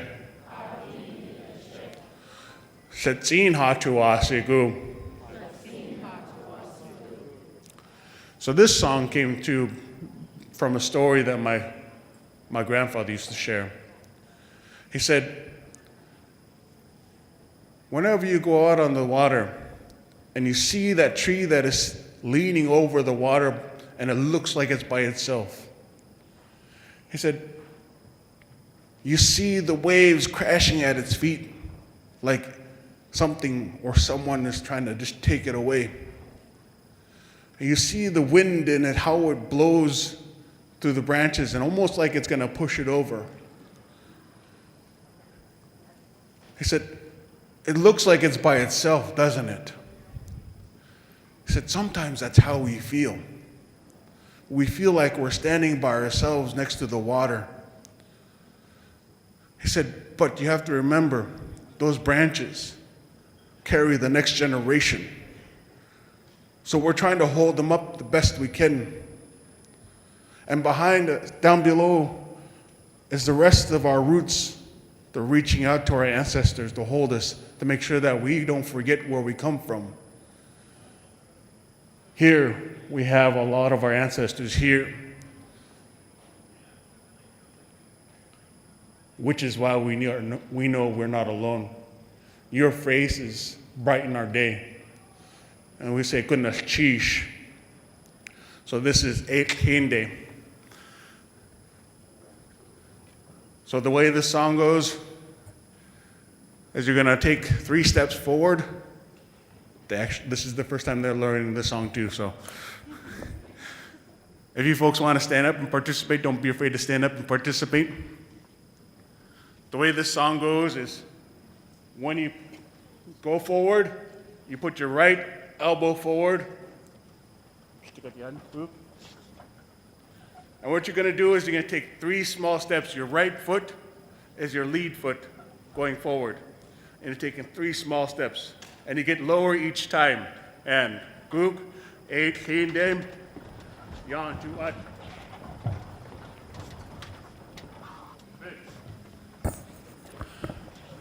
Then you face forward.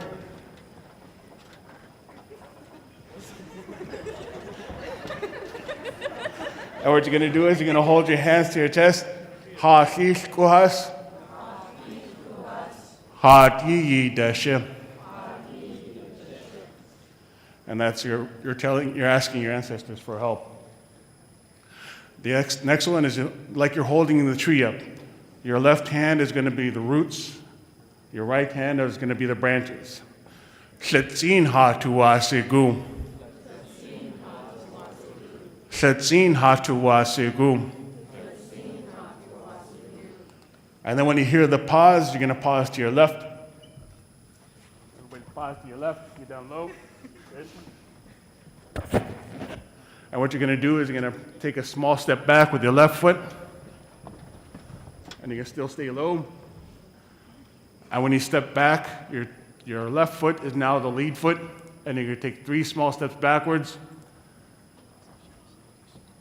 And then gook.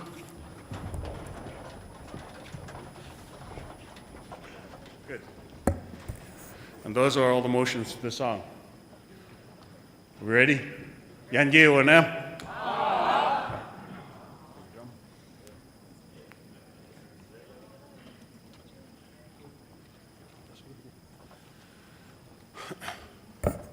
Okay, here we go. So, 8 kinde yantuat. And have fun dancing. Hey, hey, hey, hey, hey.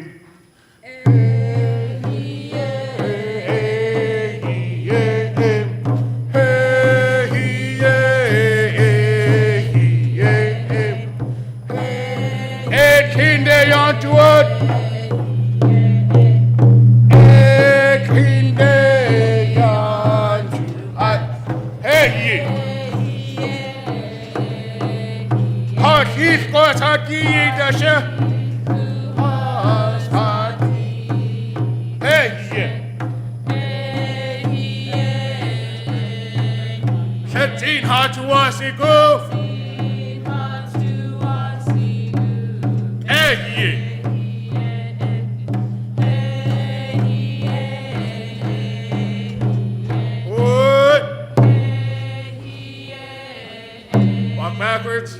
Go. Again.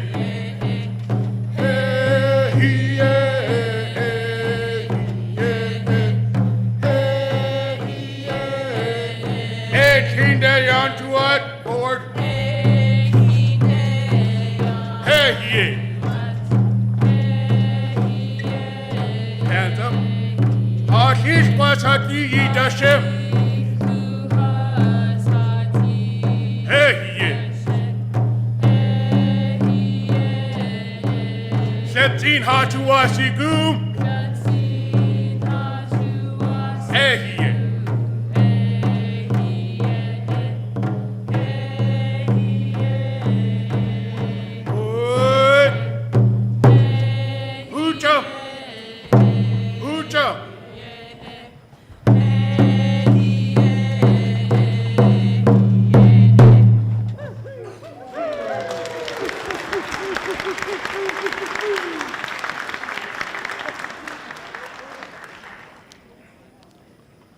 So this next song that we're going to sing is going to wrap up our portion of the presentation. This song was composed by my wife, Ach. She is Kanakadi. And back in 2008, one of our relatives who lived in Juneau with us, his name was Michael Francis Dunn. Ya tuhuni awahunwe yak ya kichkan de wukuch to yakik we 2008 to yak 82 de ya achawa wu nachu sati.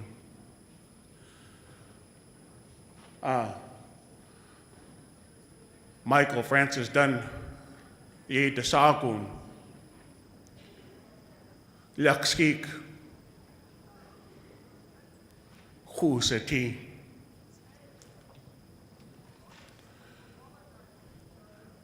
Her relative had bought a nice double-ender boat back in 2008, and that year,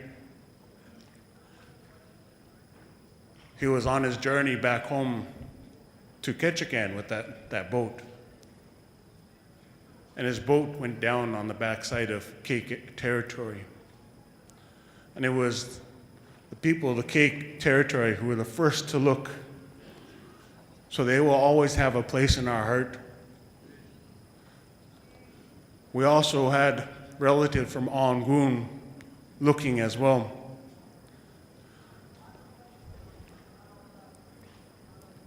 Michael, he was a veteran.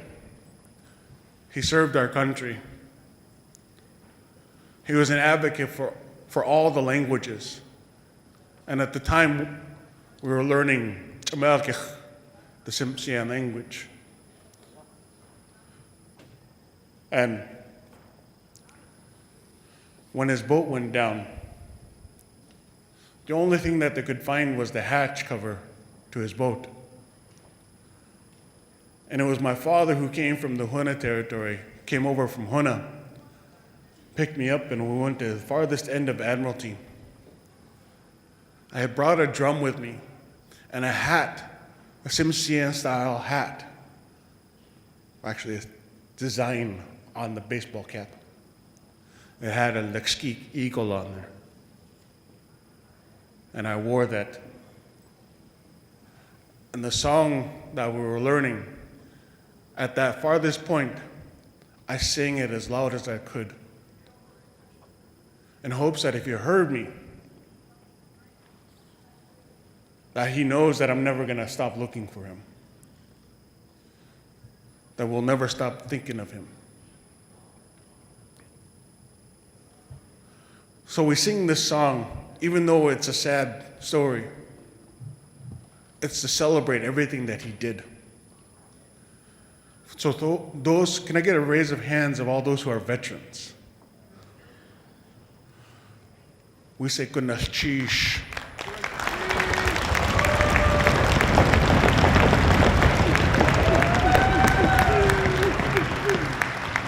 We will never forget the sacrifices you've made. And for those who are serving currently, we say kunashish. We will never forget. Now, can I get a raise of hands of all those who are our language teachers?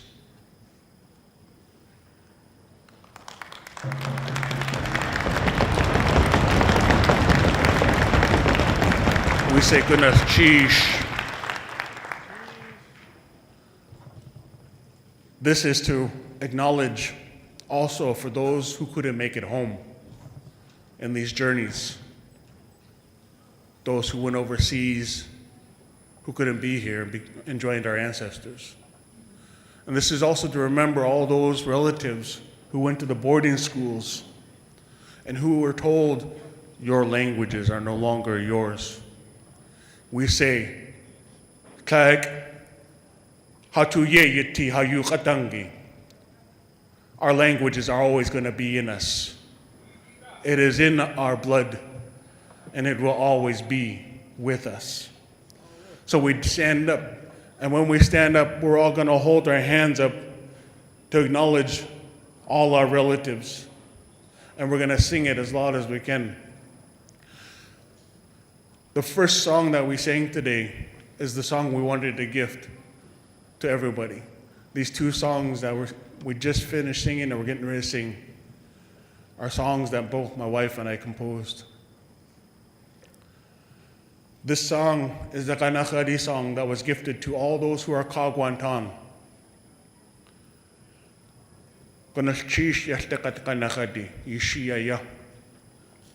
So really quick, I'm going to ask everybody to kaidinak.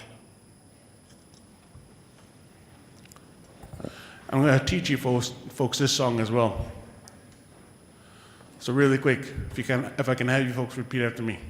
Ho, ho, ho. We ya ho, ho, ho.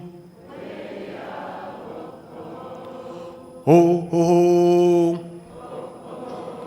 We ya ho, ho, ho. Ho, ho. Way ya ho ho ho, ho ho, way ya ho ho. Yeah, well. So at the beginning and at the end, let's all hold our hands up. Kak o si shawu, nakanay nakan. Dakis aaj kaya. Dakis aaj kaya. Hook.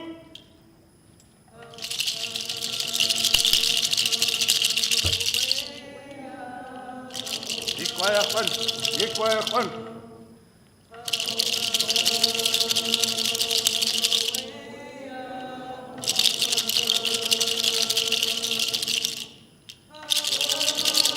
Jonathan.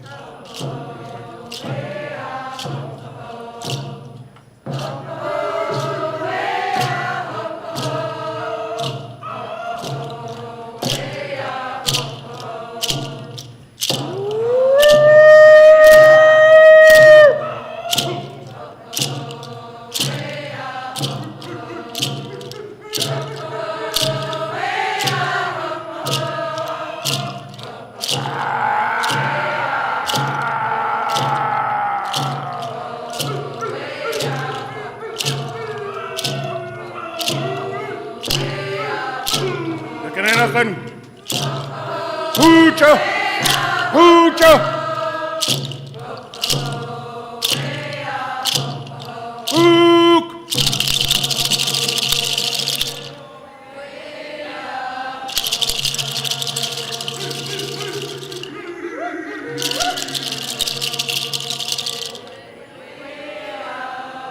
Everybody make noise all together.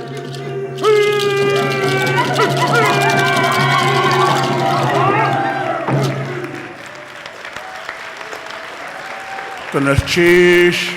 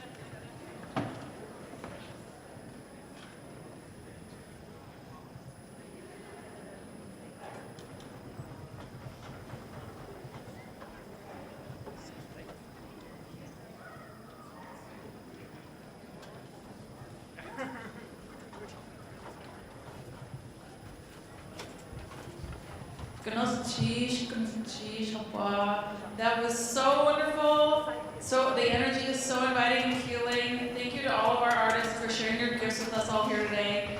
The music that was shared uplifted this room. I could see it in everybody's faces. We sure missed live music, our cultural songs, and being together here today to enjoy it all. We are now at a place to warmly and gratefully welcome two wonderful Alaska Native leaders. Let me share a bit about these two remarkable individuals that will be coming up here today. Sugya and Akpayuk married in 1969 and are proud parents of 4 children, grandparents of 7 grandchildren, and 4 great-grandchildren. Sugya's parents were Jose and Vera Tabios. Akpayuk's parents were Clara Hensley LaBelle and Kermit LaBelle. Senior Sugya holds a Master of Social Work degree from the University of Alaska, Anchorage. She has served as a Community and Family Services Division Director at Chugachmiut and term Assistant Professor in the School of Social Work at UAA. She has served on many boards, including as a board member of the Alaska Mental Health Trust Authority, a governor-appointed trustee position. She is now retired, but continues to volunteer with cultural and Sugden language projects at UAA. Akpayuk is a U.S. veteran who served in the United States Navy from 1967 to 1970. He holds a Master of Rural Development degree from UAA. He has served many years of executive management and board leadership, including ANCSA regional and village corporations and other Alaskan companies. He has also served in public service roles with the State of Alaska Department of Community and Regional Affairs and the Department of Corrections as a governor appointee. He has served as an adjunct instructor, team instructor, and assistant term professor at UAA and University of Alaska Fairbanks. Let's give him a round of applause for coming up here today.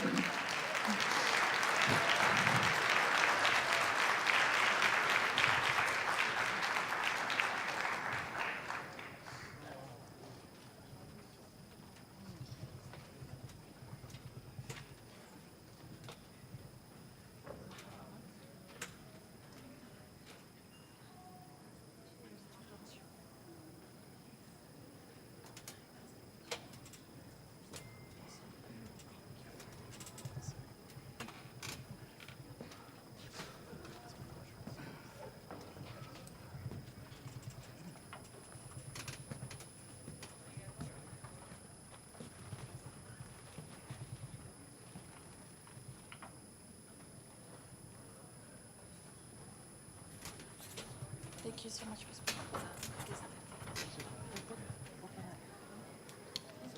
I'd like to thank the Academy.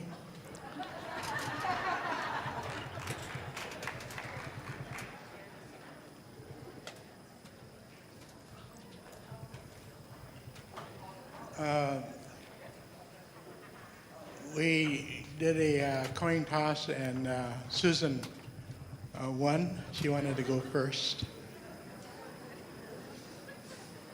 Okay, good morning. You're on. That's good. You have to be closer. You have to hold it closer. Good morning. I have to say that was such a great getting ready, preparing to have the singing and the dancing. That was wonderful. I want to say good morning to all of you elders and youth. Such a wonderful gathering. I'm feeling that the spirit so strong here. I just have to appreciate. I'm going to have to share what I'm feeling this morning.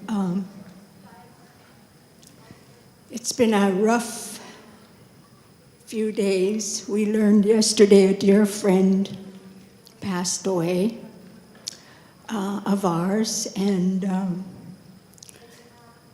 we've been grieving over the loss of my oldest nephew, Joe, who was named after my father. So bear with me. I may have to stop and let Jim take over, because I'm feeling that I'll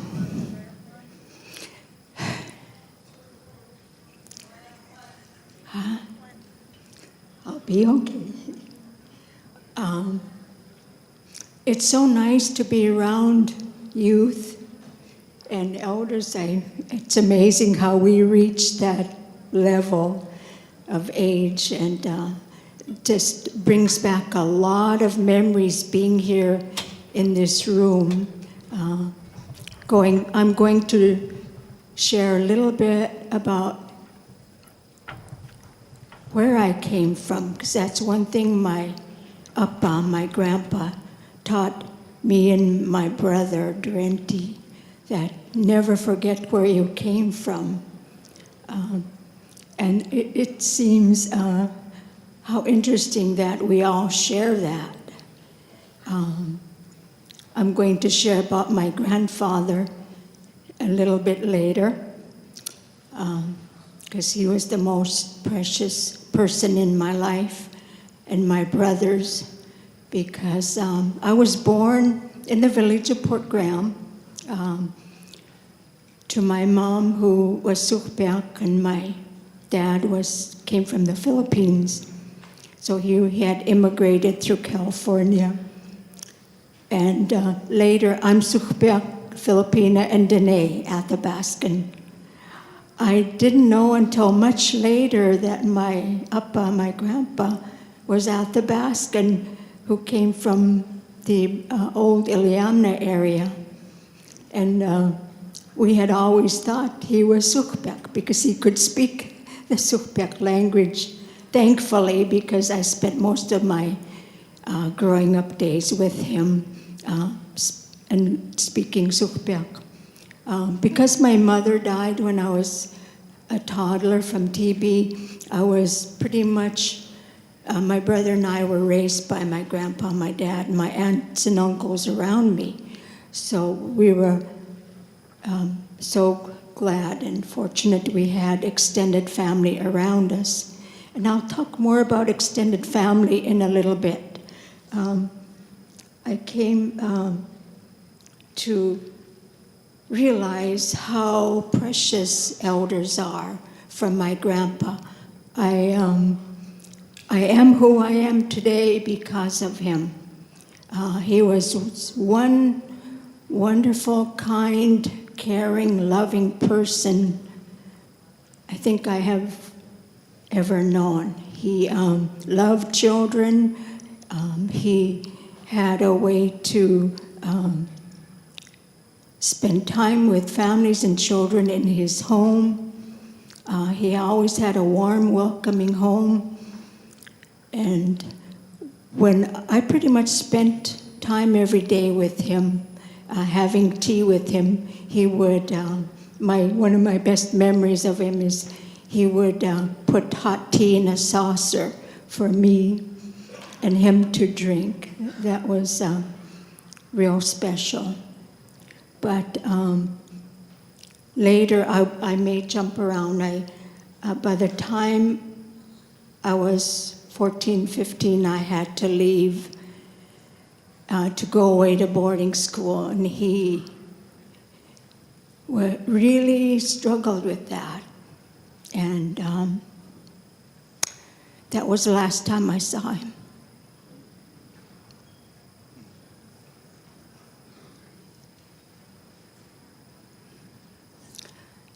Yeah, I'm a product of boarding school. The hardest part was having to leave. And came home, and I hadn't known that he had passed away. Because in Wrangell, they read your letters, you weren't told or supported. It was a real shock to come home and find out he was gone. That set off some anger in me. Some part of that which is positive because it later on in life motivated me. Some anger can be good. It took me into a place and work and career that I can help others. And then the next year, I went to Edgecombe and had another tragedy. My aunt and uncle who raised me crashed in an airplane. They were on their way to Soldotna to build us a home so my brother and I could not have to go to boarding school. But we were never allowed to go home and mourn and grieve and be with family, so that was a real tough time. You hear a lot about boarding schools, and I'm sure you've heard from Jim how tough it was. But the wonderful thing is that we have many friends here and around the state that we went to school with and feel like family. I want to say it was a wonderful day yesterday to run into so many classmates and old friends and make new friends. And I have to acknowledge part of my family is here. I'm so proud. Our youngest granddaughter, Juliana, is here. This is her first youth conference, and she's been with me yesterday and today and helped me around. Koyana, Juliana, she's so precious. Aren't grandchildren just precious? But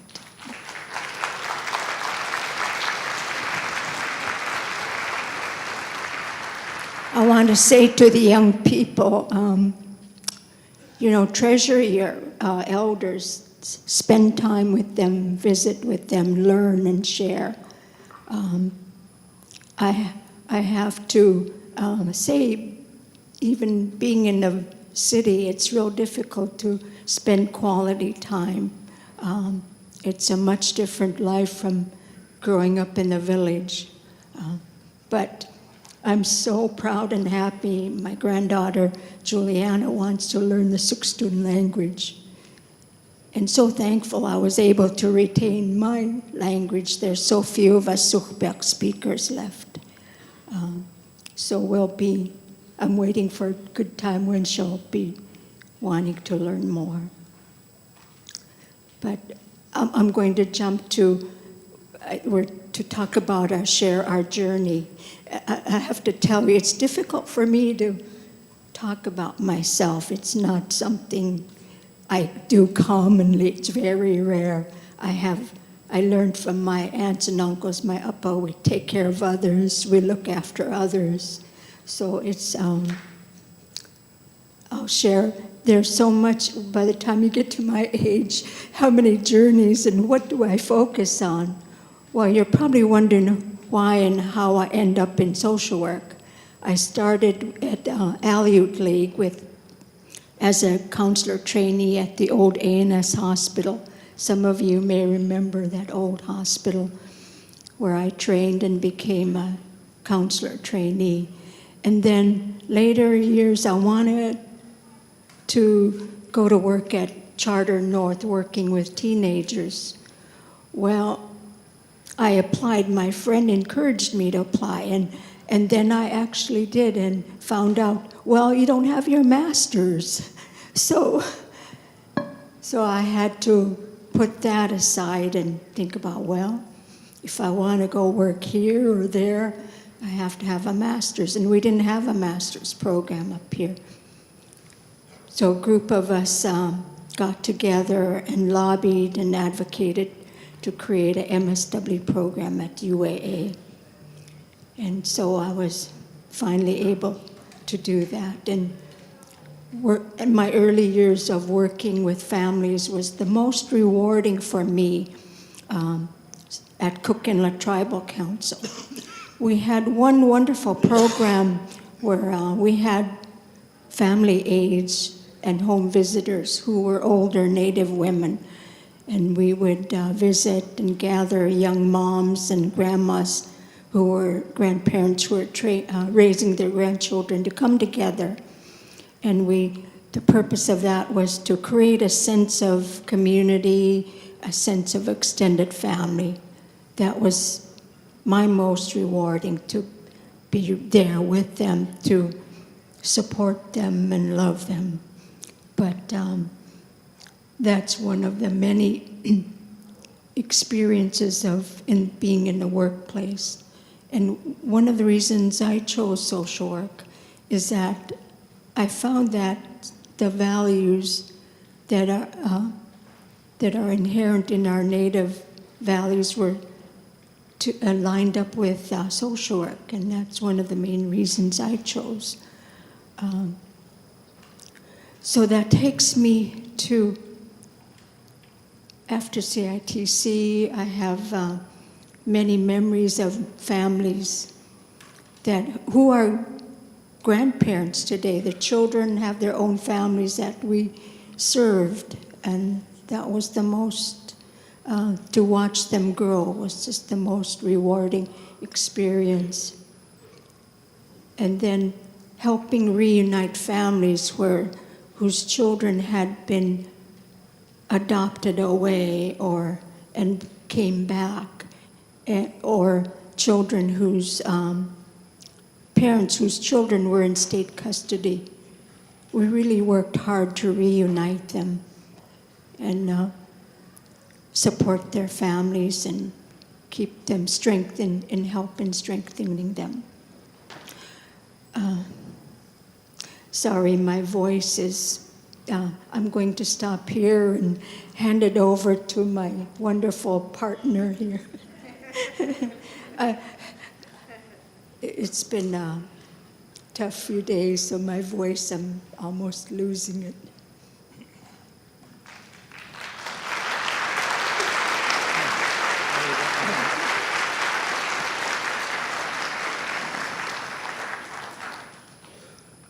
Some of you will get this. Achigam idiki.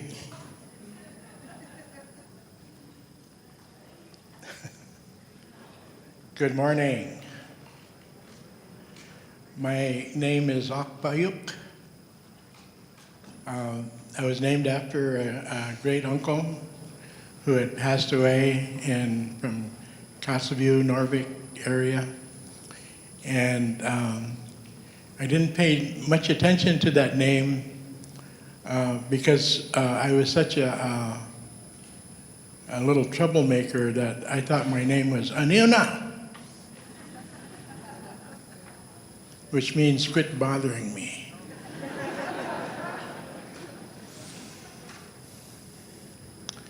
Anyway, as you can guess, my mom came from Kassaview and my dad came from Wisconsin.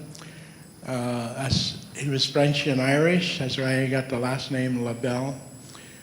But he died when I was very young, so I never got to know him or his culture or his life ways, and became an immediate interest to officials looking for people to go to boarding schools.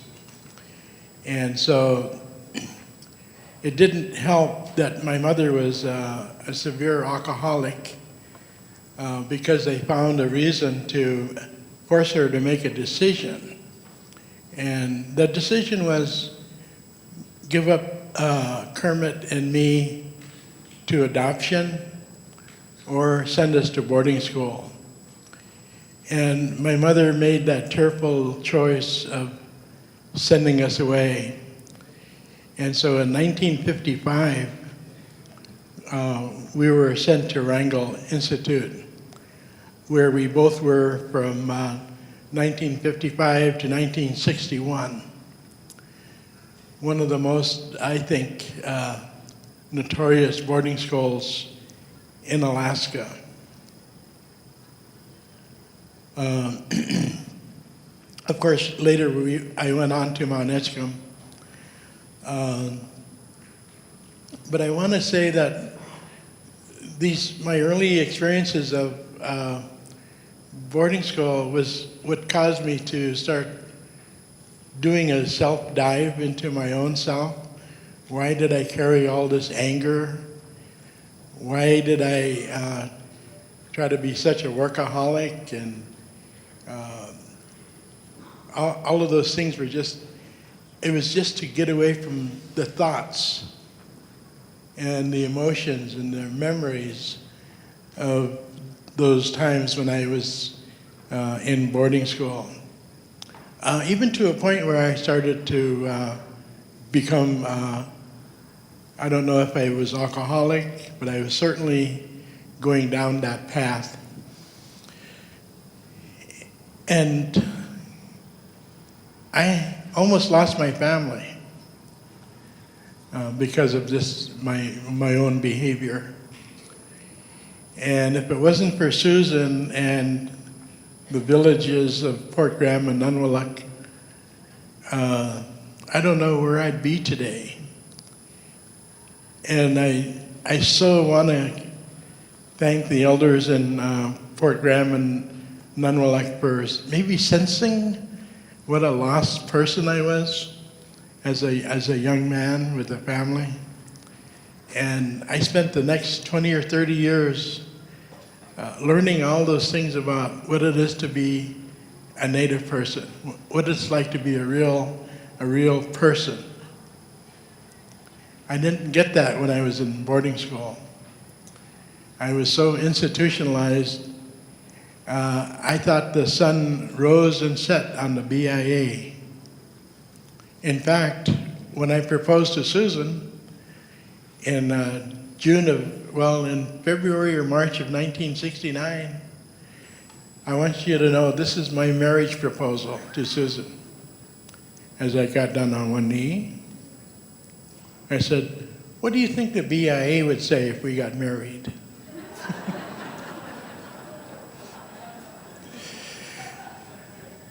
Then later in life, I go, what the heck was I thinking about?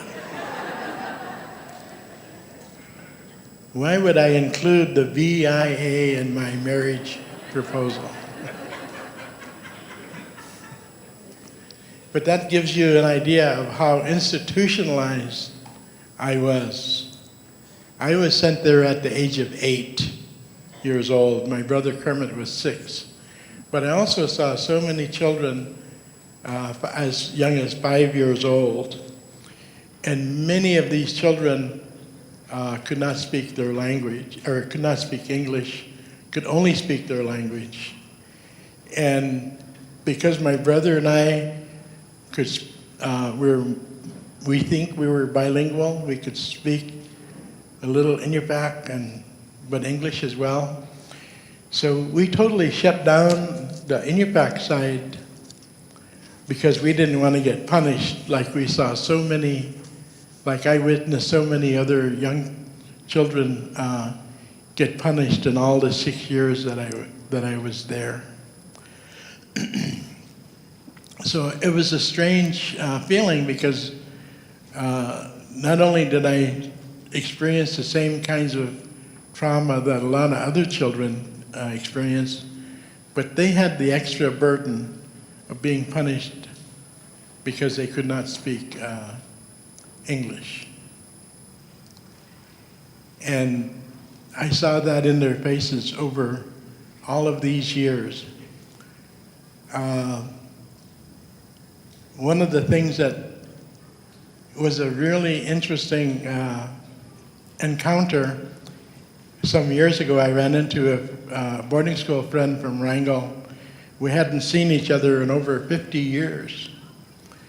And the first thing he said to me was, he didn't say, well, he did say this, Jimmy.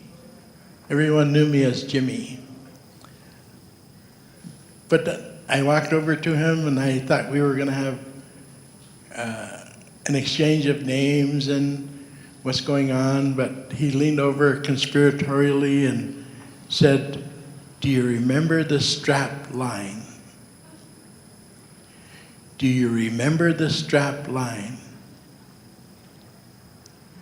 The strap line, for those of you who do not know, is the gauntlet. It was a way of punishing children for acquiring all kinds of, breaking of all kinds of rules, including speaking your language. But they also stripped us naked, and they forced us to run and walk up and down this line of children who were ordered to use their belts on our naked bodies. Up and down and up and down, and some of the kids used their belt buckle ends to hit us with, and it drew blood. And that's just one example of the kind of punishments children received. But what is amazing for me is that to go all these years and see this other guy who is my age, the only thing he says to me is, do you remember the strap line? So I thought, wow, this is an amazing. I had tried to push it out of my memory. But I want to get back to this healing journey that I got on because of my experiences. I almost lost my family, as I said, and Susan strongly encouraged me to go get help because I was being very self-destructive. I started drinking. I started running around in the bars. I would just randomly beat up people on the streets. I was not a very good person. I would have a chip on each shoulder, that proverbial chip on each shoulder, and I'd walk around and I'd kind of dare anybody to knock that chip off. That's the depth of my anger that I had. But thanks to Susan and others, I did go seeking help. I think it was hard to do, but those of you who are struggling, it's okay to go out and seek help. I went to therapy, I went to counseling, talking circles. I even went to this thing called Beauty for Ashes that some of you may be familiar with. And I learned all of the sources of my guilt and shame and anger. And that was revealed to me as childhood trauma and abuse at Wrangell Institute. A whole world was lifted off my shoulders.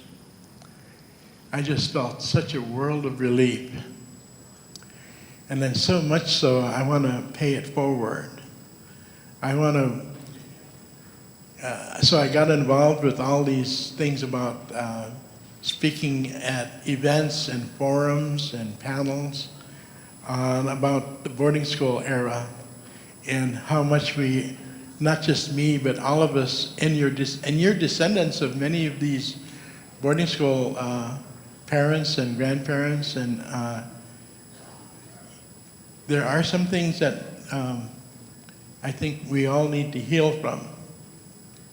And I want you to know that I got so involved with this that I joined a national Native American boarding school healing coalition that's headquartered in Minneapolis. And I wouldn't have been able to get on that board had it not been for Emily Edenshaw, who was so kind to help me with getting enrolled, getting on there on that board.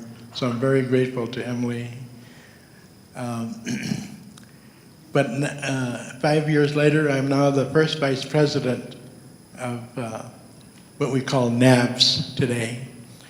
And we've been working with our congressional delegation, with Senator Lisa Murkowski, and other folks in Congress to pass a bill called H.R. 5444, which is called the Truth and Healing Commission. And there's a Senate counterpart, Senate Bill 2709, which is working its way through Congress. I had the opportunity to be on a panel with Deb Haaland, the Secretary of Interior, in speaking on boarding school issues in Washington, D.C., as well as sitting before a subcommittee of Congress on the H.R. 5444, and I was able to tell my story. It's going to start accelerating this issue in Congress, and I'm wanting to enlist all of you to begin having a dialogue, if you aren't already, having a dialogue about the boarding school era. And we want to see a successful legislation. I'm hoping maybe it'll get passed during the Native Heritage Month, but who knows. I'm kind of running out of steam, but am I okay? So I'll give it back to Susan.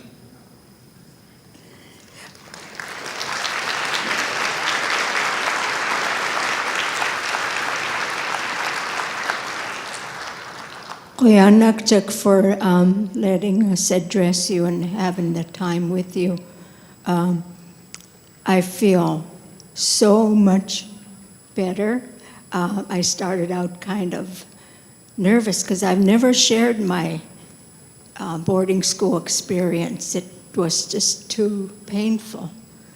But being with you all has really helped. Kuyanakchak. And to the young people, I want to challenge you to look at making a difference in your community. How can you make a difference in an individual or family or community? And learn about your culture. It's so important. We have, Jim and I had been involved in a project at UAA, which will resume in the spring semester on cultural, helping young students, new students into the university with their cultural identity. We have discovered that so many students come at that age not really knowing who they are or who they belong to or where they come from. So learn as much as you can about your culture. Ay, Koyana.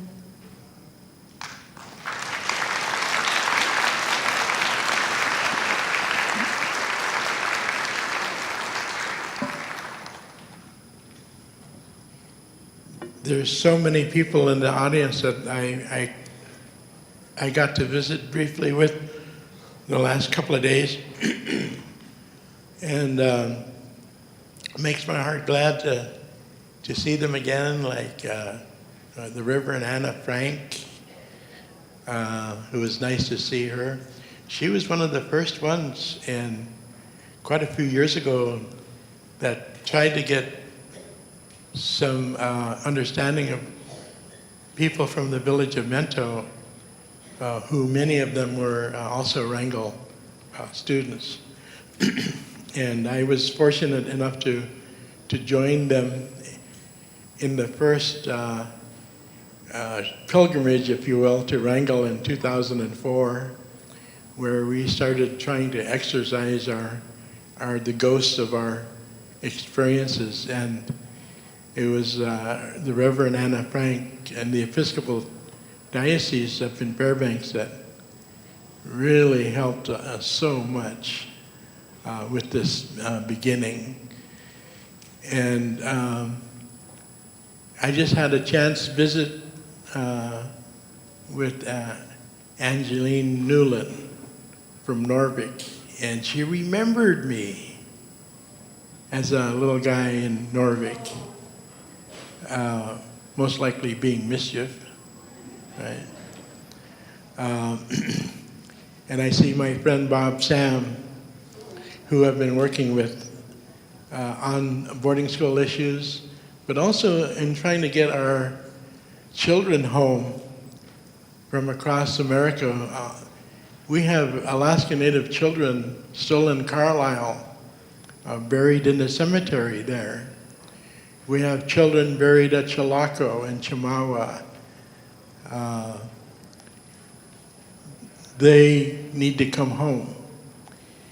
And we're going to use the power of my voice and the National Native American Boarding School Healing Coalition to begin this process of discovery of just how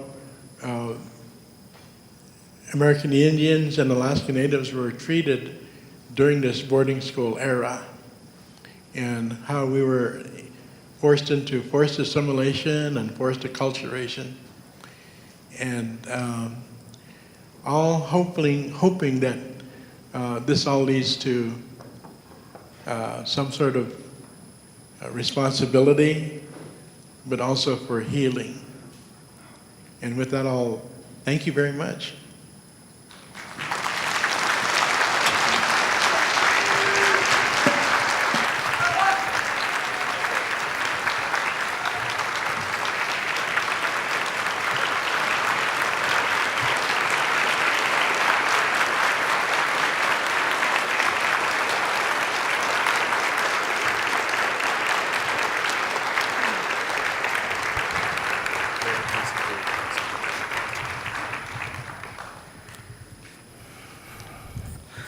Koyanakpak, Jim and Susan, thank you so much for spending your morning with us.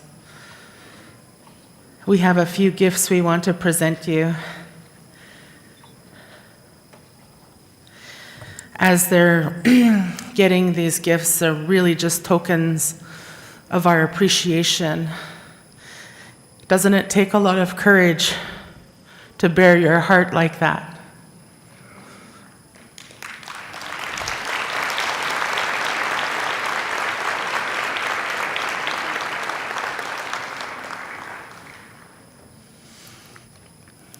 I'm going to give them a hug as they're walking off the stage here.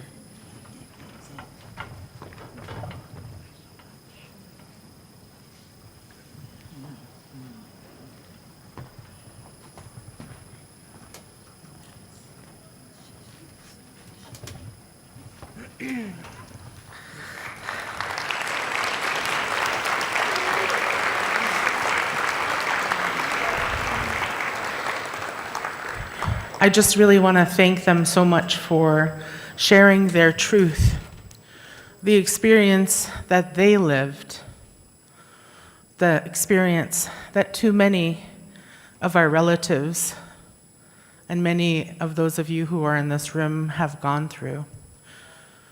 We know there are some of our people who were blessed and lucky enough not to have had those kinds of experience. And so I'm so happy and glad they didn't.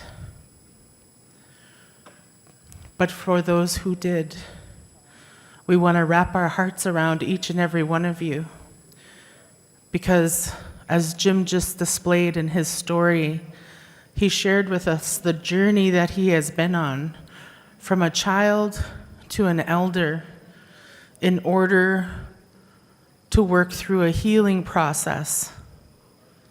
When we think about the things that have happened to our people collectively, when we think about the things that have happened to us as Native people, those things pass on intergenerationally. So those hurts that they may have experienced in boarding school are the hurts that we're still experiencing today. And I really think it's important for people to understand that those did not come from our Native people. That pain and that hurt did not come from us. But we have the love inside of us and the strength inside of us to turn it back out. And that's our job. Our job is to heal. Our job is to heal. Our job is to love each other and hold each other up. And we have generations of young people who are now being born into a world where being Native is cherished. Being Native is precious, as you heard here on the stage earlier. So as we think about the power of Jim and Susan's story and about the love that they just displayed, that love of holding each other up and of taking care of people, I could feel Susan's warmth and strength wrapping around us as she said, I turned my anger into a way of serving my people. How precious is that? That she serves us still here today. So on behalf of our board of trustees and our staff, we want to make sure that Jim and Susan feel the love that we have for them, for being brave, for standing up for us, for Jim becoming a national spokesperson and fighting for us. So once again, let's give them a round of applause. And if you see them, give them big hugs. Big, big hugs.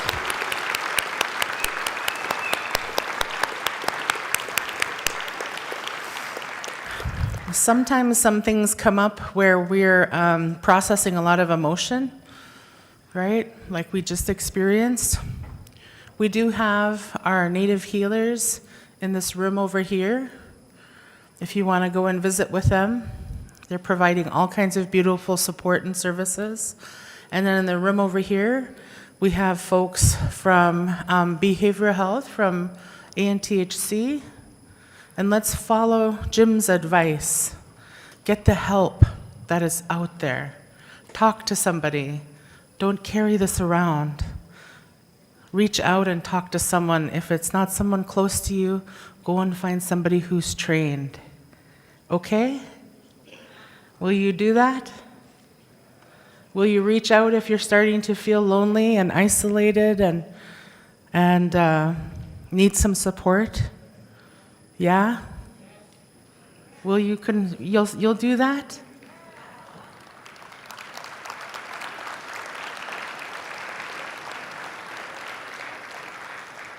There's Chish. Perfect. We want to make sure that you feel that love and that you feel that support, and that if you see someone struggling, what are you going to do? What are you going to do? Love them. You're going to help them. Yeah, and just like we just experienced, we're going to have some people help us all right now. So please welcome Liz Sunnyboy and Linda Jewell up to the stage.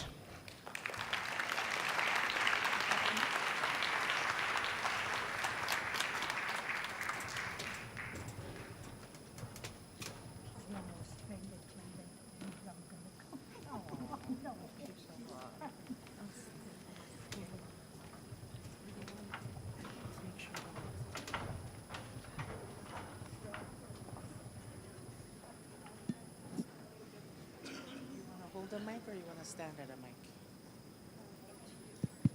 Okay. Can you turn?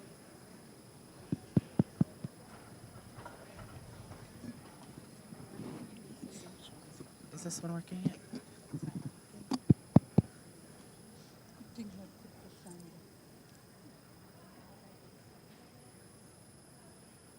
Okay, here we go. This one's working, I think. It's really soft, though. That one's better. Are you going to speak? Yes. Okay. Good morning, everybody. My name is Elizabeth Sunnyboy. I'm a tribal, where am I working? Tribal Health Consortium, part-time elder up there that we do traditional teachings, and we give support to traditional healers everywhere where we're invited to. So when they just asked me to come up and say something, my throat just dried up. I'm glad Linda came up with me. We'd like everybody to stand up. If you want someone just to hold you. Get hold of someone, a child or an elder or someone just to hold you for now. How many of you felt dry as Susan and James were sharing? Got really dry. I did. How many of you felt like you wanted to release tears? Let them go. Just let them go. You don't need to hold on to tears. When they come, let them go. Because that's the way we take care of ourselves. If you have water, drink water. If you just need to hold on to somebody, hold on to them now. Just hold on to somebody. And if you need to release tears, let them go. We've held on to those tears for so long. We need to just let them go. We'll bless each other if we allow to share through tears. Thank you, Liz. I'm Linda Jewell from Kotzebue, born and raised in Bethel to the Peet family. And my grandpa was from the Kobuk area before it was a community. So in a long journey, I've made it back home from the Bethel area, my Yupik people, back home to my Inupiaq people up north. And I'm very happy. It was up in the Nana region, my home area, where I learned that our Inupiaq and our Yupik values and our values as Alaskan Native people are deeply ingrained in our people as our values. In the spirit that we carry within us and the connection we have as a people that we've learned and have been talking about here, as well as from our elders, are what keeps our people connected today. We are in a process now of reawakening them, and it's a good thing. We have, when we talk about crisis and the many negative experiences we've had in the past that our ancestors have handed down to us without thinking, without knowing, without realizing. That's what we call a crisis these days, and sometimes we call it PTS. Sometimes we call it other things where you're just thrown back into grieving. And if we grieve, as Liz was talking about a minute ago, those feelings come up at any time, and it's good to reach out. Our families should be reaching out and pulling together rather than pulling apart. And that's the lesson from our ancestors and our elders from all of our regions. Many of our values were saved and hidden carefully in our subsistence lifestyle. We've learned the values from our hunters and our elders, and we have to go back to thinking of them during times of crisis when we're feeling bad. As Liz was saying, it's okay to cry. When we think about our crying, the tears are flowing down from our brain, through our eyes, cleansing our heart, and down back to Mother Earth, where we can feel grounded again with our roots that we each have and need to remember. So when you're feeling this lump in your throat, it's your body's way of telling you, it's giving you a push. These are God-given emotions we have. It's the energy in your body that gets into motion, and it lets you know you're okay, but you need to deal with this. Think about it. What is it in your heart where your deep feelings are? Figure out what those are and have a conversation with someone. Talk to someone, because our human connection is to continue to speak and communicate with each other as a family unit would. A lot of times we learned to hold it in and not talk when we need the opposite happen. We need to do the opposite.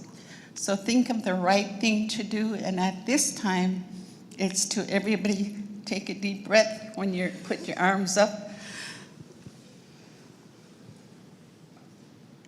And then exhale. One more time. You can feel that body relaxing. And exhale. And one more time for good measure. And exhale. One of the things we learned, there was a team of us that were struggling after sobriety, like it was a standstill for some of us, because there were unresolved grief that we held on to for many years through our growing up. Our families died, we were put into boarding schools, a lot of things that happened. So some of us, when we got out of school, the first thing I saw, my family was already into alcohol. I thought that was a normal thing to do. So I joined, through my drinking, I joined my family. Later on in life, it was too much for me to go on drinking. It almost killed me. So I looked for help, and someone introduced me to AA at that back then in early 70s. I'm so glad that happened. That was my beginning of my sobriety. Then I had a chance to come back to Alaska from Seattle. Again, that was a hard time going back to family, which was still now split up. My grandparents had passed while I was at St. Mary's. They were the first people I looked for when I moved from Yukon to Bethel. Where's my grandma? Where's my grandpa? They had both passed. You know, my grandmother is the one that implanted into my heart unconditional love. How many of you had that with the grandmother or grandfather? The unconditional love, you don't forget it. You don't ever forget it, no matter how bad things go. If your grandmother, your grandparents have put in unconditional love, you don't forget that. No matter what you go through, it'll always bring you back to you, that unconditional love. So love your children. Let your grandparents give that unconditional love to your children. They'll treasure it later on when they grow up. It's like their foundation later on in life. So give that to your children. If you have family members that are family members that have gifts, I have 3 nieces that my aunt and I are helping because they're the family line. We have traditional healers. So we have 3 nieces that we're helping to develop their ways of helping people. So we have a responsibility, just like James and Susan shared about having to get sober, because we have a responsibility to carry on our culture, our traditions, our values to our children and our grandchildren. That's our responsibility. So when many of us got sober back then, it was like a standstill, stagnant sobriety. We had to find out how we're going to heal ourselves. Because I couldn't do it on my own. I had too much garbage within me. That was my trouble. So there's a team of us that got together. We need help. Linda and there's many others, maybe about 30, 40 of us got together. We need additional help. And at that period when we asked for help to heal within, there was Canadian people that went to their elders, got information of how to heal themselves. with their families. And they were going to use that manual that they've developed to go back to their people and help heal their people. And they asked the Canadian government, we need to train our people to get back their traditional values, to get back into their families, to heal within their families. And their government said, the Canadian government said, no, you can't do that. See how our Creator takes care of all of us.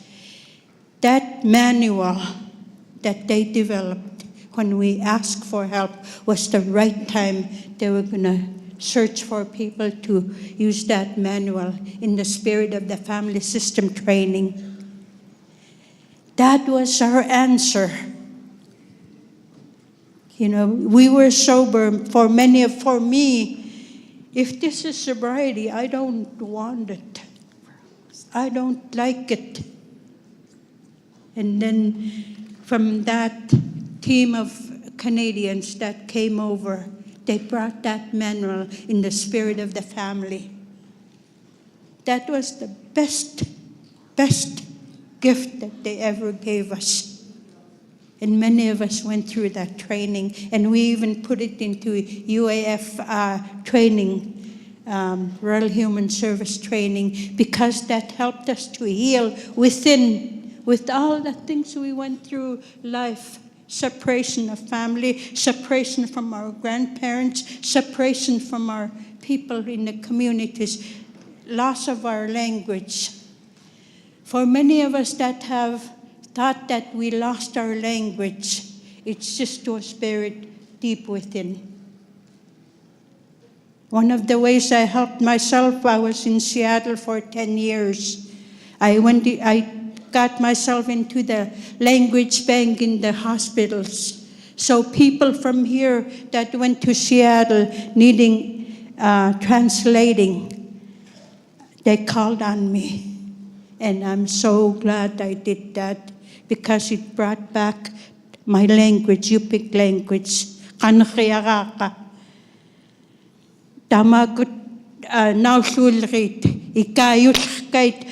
I was eager to do that because, like again I said, it was just buried within us. It'll come back out. You just need help, right people to help you. I'm glad they have it in the colleges, our language, the different languages. And the Yupik, the little children are getting that Yupik language in their schools. So we're bringing it back because that's our strength, our language to communicate with each other. So I just wanted to share a little bit about our personal sobrieties and the healing within that our people needed. So if we have people, village-based workers working with their people, we'll allow them, we tell them, go to rural human service training because that was part of our training to heal within. And I just wanted to share that little bit of that part because we had to heal our personal selves in order to be in the helping field in the communities. So after this, if you just need to talk to someone that you need to talk to. If you find a friend, you need to talk. If you drink lots of water, take care of yourself. If you guys take steam, take a hot steam. That's the way I take care of myself. If things get stressful, I'll take care of myself. So we learned how to take care of ourselves and to let go of the heavy things we went through, in part of our healing with ourselves and with our families. So with that, okay. So again, I'd just like to thank all of you and remind you as family members that you have the strength in you already. By the time you were 18 months old, you had courage of heart. When you fell, you got back up. When you needed help, you reached up and out. When you needed something, you let your voice speak, crying, whatever. And then your heart was there And don't forget to use your mind, which is the most important thing. Think about what is the right thing to do right now as you move forward with your family.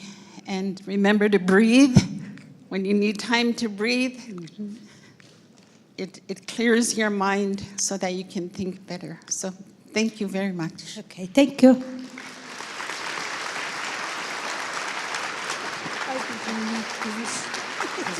Oh, thank you, thank you, thank you. Thank you so much. Thank you.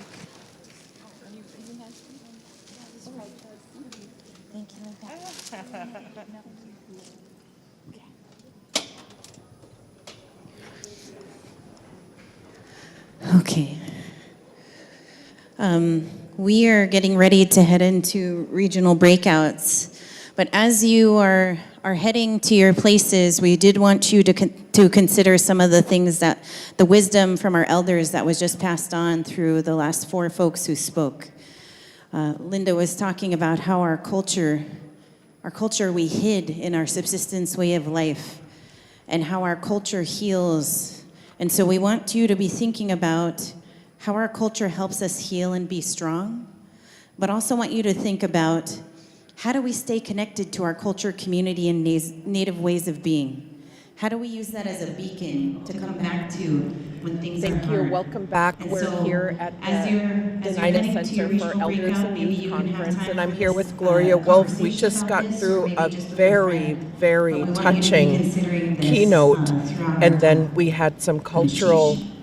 We had a couple of, I can't even talk, I'm still so emotional about it. Can you explain to the audience what we just witnessed? Sure. So we just listened to Susan LaBelle and Jim LaBelle talk about their personal lived experiences through trauma, through boarding schools, and the whole entire Denina Center felt heavy. I think this is the beauty of coming together. I think these emotions live in our bodies, and the brilliance of First Alaskans Institute has been that we can heal each other, that we can have these discussions. We are the healers of our own community. We know our lived experiences live in our body, and this was a beautiful example of 2 survivors who are willing to help put themselves forward, to evoke emotion in us, and to love us. They gave us their hard truths and an opportunity to heal. And everyone, there wasn't a dry eye in the house. So traditional healers were brought up to go through an exercise with the participants here, but how about for our viewing audience? Right, there's plenty of opportunity in this space for healers. We have traditional healers from around the state of Alaska. We have behavioral health practitioners from the different regional hospitals, and I would encourage our viewers to reach out to their loved ones. Many folks here were encouraged to talk about what happened and how they feel. Did it impact your body? Did you have a physical response? Was it a lump in your throat? Was it tears? Was it stress? Was it anger? Talking about that with somebody who you know and who you love is a really great place to start. Yeah. And if you have the opportunity, if it's nearby, and especially because of the pandemic, we can now have healing sessions online and on Zoom. So if you have that opportunity, I encourage you to reach out. There's a really amazing resource through the White Raven Center. They're healers. There's other opportunities visiting grandparents. Yep. Our grandparents are they have so much love for us, our aunties and uncles or someone else's grandparents. Yep. Borrowing a grandparent. We do that as Native people. Yep. Exactly. Yeah. Thank you so much for that. I wonder, could we go over some of the workshops that are upcoming today? Sure. Let's take a look at what we have. So the way that we're able to host workshops is people submit presentations. Excuse me, my eye was still a little watery from that. Right. Okay. So we have a call for proposals, and these people who are hosting decided they wanted to share. They want to share with our youth, they wanted to share with our elders, and they're sharing their love, their energy, and it's within an area that they're passionate about. So we have some plenaries coming up, Alaska Native birth workers. I'm really excited about that. They're going to be talking about how we as Indigenous people have our own practices for having babies. Yeah. Oh my gosh, I had 2 children and I would have loved to have some traditional way. I know there are some communities where they still know where the tree is. Yeah. That all of the women had their babies. And those things exist in our culture. So there's a really great discussion about that. Protecting our ways of life. There's so much energy out in the world right now about how to come together and work to protect our ways of life, including hunting and fishing rights. So there's going to be a beautiful discussion about that. Here's our workshops over here. Oh, that's Monday. Yesterday.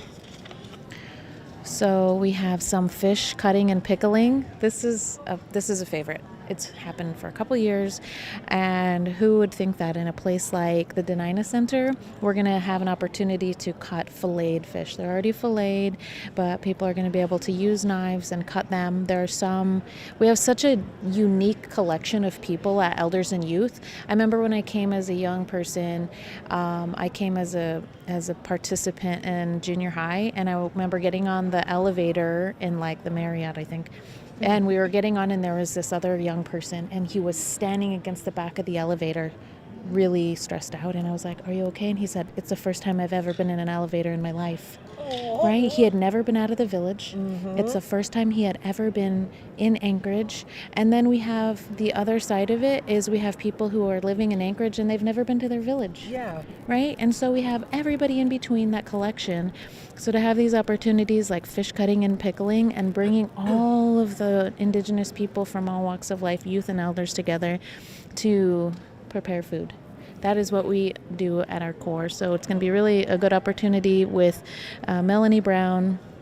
She's limiting it to 50. But they're going to be able to walk out with pickled fish. Yeah. So exciting. Birch bark canoe building. So Joel Isaac has put together a birch bark canoe that he just looked at in museums and he learned and he figured it out. And, Wow.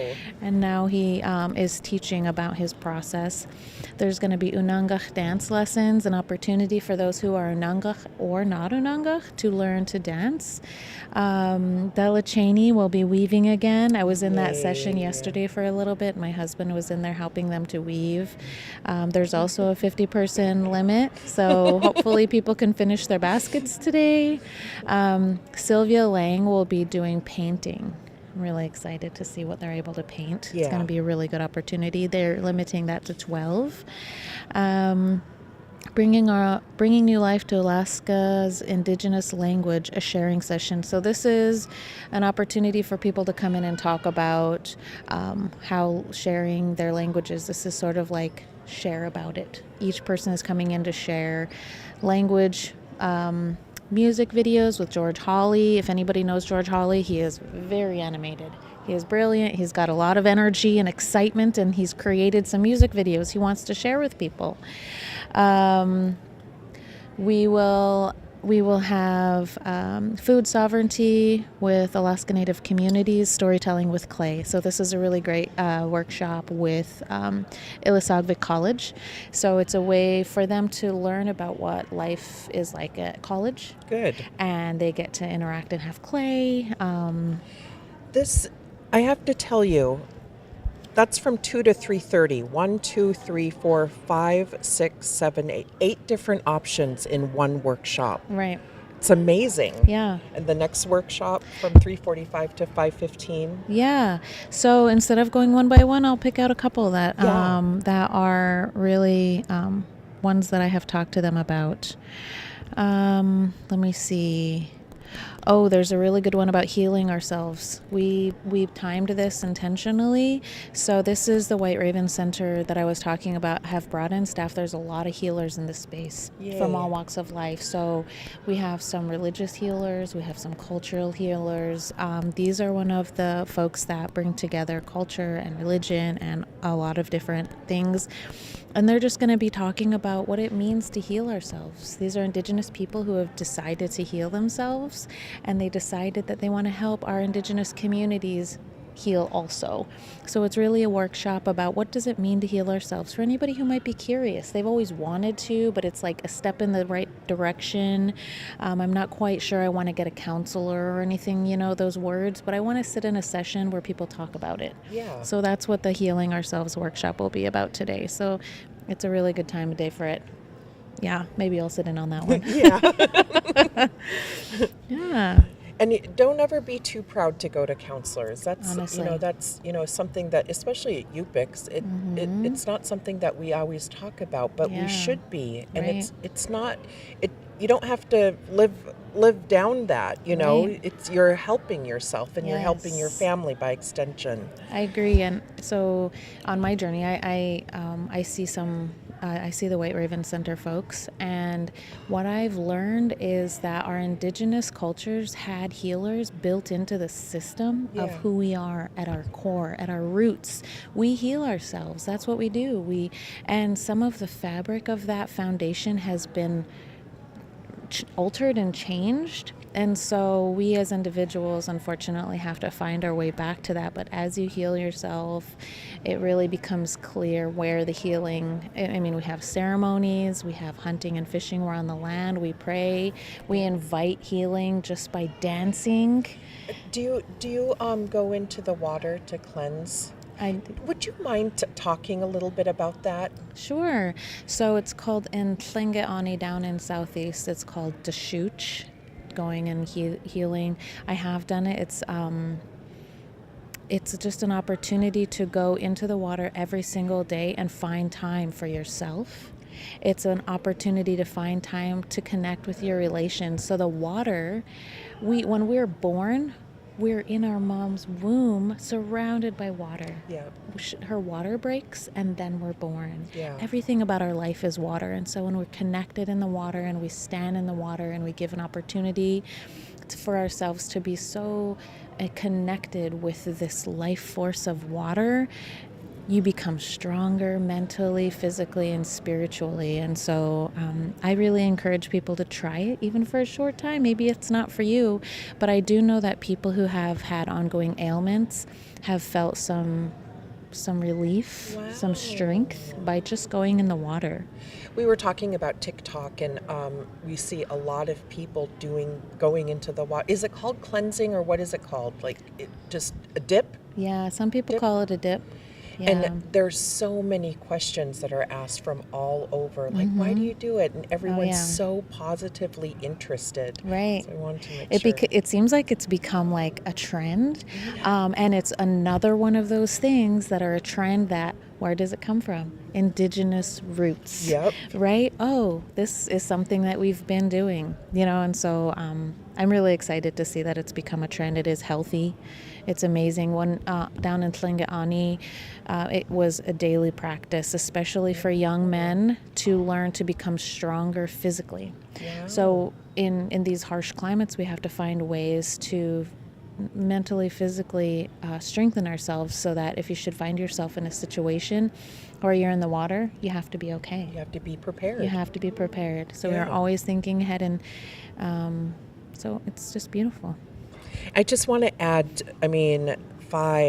9 options for the workshop session 3:45 to 5:15. So if you've never attended Elders and Youth, we highly encourage you to, because there are so many things that you can do and you would learn from here. Let alone just being able to meet people from other places. How about tomorrow? Tomorrow is you have the men's and women's, and I don't know what else it's called, other LGBTQ house. Yeah. And they're not filmed. We play videos and we do other things. So for participants that are viewing on our live broadcast feed and the webcast, would you tell them what goes on here? Sure, yeah, happy to. So the Men's and Women's House and the LGBTQIAS2+ house is an opportunity for folks to enter in these spaces after having spent time together. Yeah. So a lot of people are meeting old classmates, some people are meeting new friends, and after this time spent together, this is an opportunity, for example, in the Women's House, for women who are of experience to talk to young women and say, at your age, I wish somebody would have said this to me. And for the young ladies to say, I don't have anybody to ask this question to. Would you mind if you can explain this to me? And for, I'm not sure what happens in the men's house. Yeah. That's their thing. Yeah. And so it's just a really good opportunity for people to connect where they feel comfortable. Yeah. So if there's somebody who wants to go in the men's house who identifies as a man, they have an opportunity to go in there and connect. And just have these conversations, to have these aunties, to have these uncles, to have these connections, because as we know as humans, we need people. Yeah. We need real honest connections. And so this is a really good opportunity for everybody to reflect on the experiences that they had at Elders and Youth. We've had so many highs and lows. This morning we were dancing, we were moving, we had brilliance, we were all just primed, and then we were crying and we were hugging, talking about healing. So in this opportunity at the end, it's really it's a way to close where we can re-solidify our human connection and end the conference in that way. Yeah. It's beautiful. I think I'm going to attend this year, the Women's House. Yeah. I've wanted to for years. Yeah, it's going to be powerful. It's going to be really powerful to see. Could we talk briefly about last night's cultural performance and the Natives Got Talent for a few minutes? I would love to. So it was my first time participating in Chinan. We had 3 dance groups who, there's actually a flyer here that I might be able to reflect on a little easier. Yeah. There it is. So we had 3 dance groups, LGG from Anchorage and some Adham dancers, and then some Inupiaq dancers from Anchorage. That was so fun. We all were so relieved. We were happy together. And then in between, we had Natives Got Talent. So I had never seen Natives Got Talent. I was laughing so hard. We had a comedian in there, an Indigenous comedian, and all the jokes were geared towards Indigenous knowledge. Oh, fun. And I was like literally crying. I'm glad it was the end of the day. I had no makeup by the end. I was laughing really hard. We had some young ladies one was singing Adele. Another one was singing, there were so many different things going on. So we had all the youth holding up their phones, and they were swinging their phones back and forth, supporting these young singers. Like flashlights? Yes. Oh my goodness. It was so brilliant. They were encouraging of each other. There was one who was up there who was just really nervous, and she was like, I'm really scared to be up here. And everybody was like, you got this, We had one person come to tryouts before that who said, I tried to do a Natives Got Talent before in first grade, and I couldn't do it. And I was like, we're redemption, and she did so good. I mean, we're just really putting it out there, We had the opportunity for youth to put their talent on stage, and they showed up. We had some NYO. Some of our youth have become incredibly physically and mentally strong due to NYO. There's this NYO movement. Kyle Worrell is really pushing NYO, and it's reaching our youth. He has a way, he has a finesse, and they're just called to it. And so some of those youth came here with him, and they showed us some of their talent. So. I do have to give a shout out to Nick Hansen, Eskimo Ninja. He's done an amazing job. Yes. Yeah. Inspirational to my sons as well. Yay. Yes, inspirational. I wanted to remind the viewing audience that you can watch the live broadcast and webcast on KTOO 360 North, ARCS, FAI YouTube, and firstalaskans.org. So make sure that you get that information out there. And then also Facebook, like First Alaskans Institute, definitely like for later on this week, AFN. Did you want to talk about anything else on the agenda from Sunday to tomorrow, Wednesday? I mean, we're over halfway, I guess, right? Yeah, we are. Yeah. Do you want to highlight anything else? I think that what comes to mind is the conference as a whole. And we've talked about it during this session, how we can heal ourselves. And this entire conference was geared with music, with eating involved, with personal connection in mind. And so Liz Medicine Crow, in helping to craft the energy for this, and our Elders and Youth Council, it was really focused on what do we need to do after a pandemic to help us come together and be healing, starting the healing process. It's going to take a while for us to feel comfortable in these spaces. And what I really love about First Alaskans is the opportunities that they provide to face our issues head on. And that really comes from the leadership from First Alaskans Institute, from the Board of Trustees, putting trust in Liz Medicine Crow, who helps to guide our team. So I'm really grateful for that opportunity and the way that this workshop lineup, this plenary workshop lineup, and everything in between is an opportunity to face our issues head on. Because who better to have these discussions than Indigenous people with other Indigenous people? Exactly. So I guess if I was going to mention something about elders and youth, it's that I'm really grateful that our young people could see healthy, motivated Native leaders in public spaces. It was so neat to see Martin and DeFaro and Kwana up there.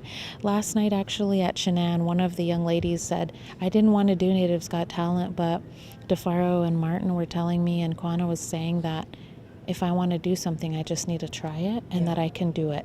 Wow. And I was like, that's exactly what we were hoping for, and that's what they were hoping for. So it was perfect. That's great. Yeah. I'm really looking forward to seeing Kwana and her mom Jody, the documentary, and listening in on their Q&A, because they're both of them are absolutely inspirational. And they're village kids. Yeah, village. They're like way village. I grew up with Martin and like way all the way village. I love it. They're just doing big things. We as Native people have so much potential, and I just love seeing it all come together in places like the Dena'ina. Yeah, and Liz Medicine Crow, I mean, we've all been a fan, but I also have to say it as just someone, an outsider looking in, I really, really have admired how the trustees have really supported Liz and the staff. And no, I'm sure that there's always, a bump in the road like there is every day of our lives. Right. But for all of us that have been out here for the last decade or so, looking in, that working together comes off in successes, like Elders and Youth Conference has been, and I think I've been here for 11 years with Elders and Youth. So a shout out to everybody for working so well together. I think that's a real true testament about how we can work together. Sometimes it feels, we have these ideals out there like crabs in a bucket. That's not from us. Yeah. That's not actually something like, maybe that's something that has become adopted into our, but what I love about seeing these young people is they give me so much hope that they're shifting away. Yeah. They're healing. And at First Alaskans, Liz Medicine Crow really grounds us in our cultural values. We need to lead with our heart. Yeah. We need to lead with love. And if you have conflict with somebody, it's your responsibility to work with them directly before anything else sprouts from it. Don't let it get roots. Yeah. And I think that if we can continue to live that way across all areas of our lives, we're regaining our own sense of health. Right. And we're flushing all of these unnecessary burdens that didn't come from who we are. And when we're out on the land, you can feel like, oh, this is who I am. none of that exists out there. So. I have to tell you on a personal note, one of the things that I have noticed just when I'm sitting outside and visiting with youth and elders is that a few years ago, because Yupiks, we primarily speak Yupik, conduct meetings in Yupik, English is our second language, but that isn't as true in other parts of Alaska, and there used to be this sort of heavy connotation of some kind of negativity towards that, but not anymore. When youth say, I'm still learning, I'm trying to learn how to do an introduction, I'm trying to learn, the receptiveness and the support from around the table, no matter how young or how old, that is a shift that I have to give credit to elders and youth and First Alaskans for, because that has really, really changed the tide. I mean, I love that. Yeah. Yeah. It's true. I would agree with you 100%. Yeah. I feel that shift as well, and I support it. I mean, imagine, 10 years from now, how that shift is going to continue to grow momentum. Yeah. It's our time to recreate our foundation. Yeah. We've identified that we're kind of tilted a little in some ways here and there, and our youth are the ones who are righting us. And I'm just so grateful for that. With the guidance of our elders, we're in a good path, I hope. Yeah. I mean, it feels good. It does feel good. Yeah. Well, I'm going to let you get back to your work, or get to your workshop, right? To your regional breakouts.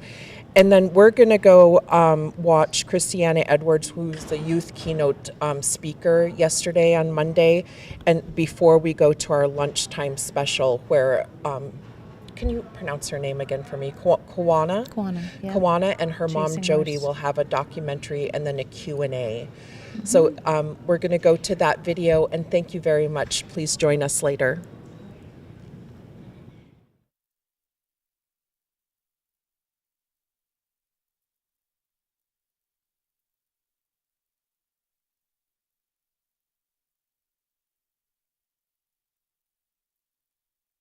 Further ado, I'm very proud and honored to welcome in our youth keynote, Christiana Edwards. Thank you. Christiana Edwards is Raven Dog Salmon from Juneau. She's 19 years old and attends Gallaudet University, College for the Deaf in Washington, D.C. Her grandmother is Alberta Aspen and her mother is Catherine Edwards. Christiana serves on the Tlingit and Haida Youth Commission and is the youth ambassador for Tlingit and Haida's Washington chapter. She was a member of the All Nations Children Dance Group in both Juneau and Washington, and has learned Tlingit song and dance since birth. As a member of One People Canoe Society, she participated in the Paddle to Puyallup. She's also an activist supporting movements like the No Dapple movement at Standing Rock and the Women's March in Seattle. She's a beater and loves learning to make button robes with her grandmother.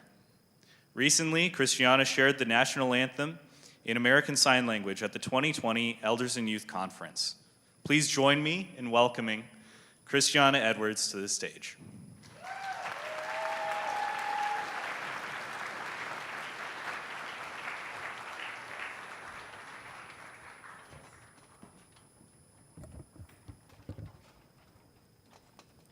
Can everybody hear me?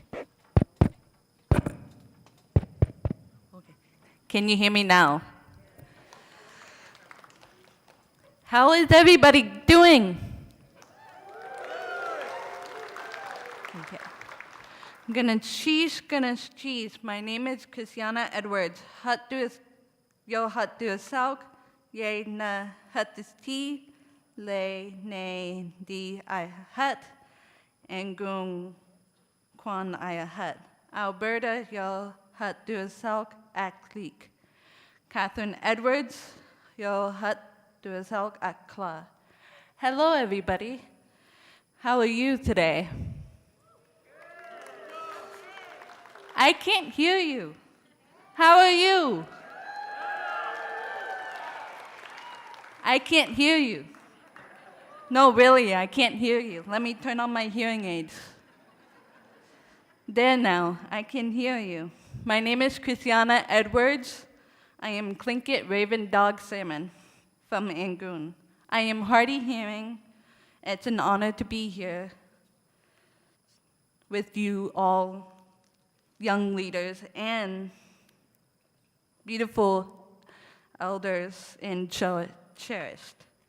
Gonna choose sharing your time and attention and space with me today. I was born in Juneau, Alaska, and half of there, my childhood, my mother was born there, and her mother was born there before her too. Alaska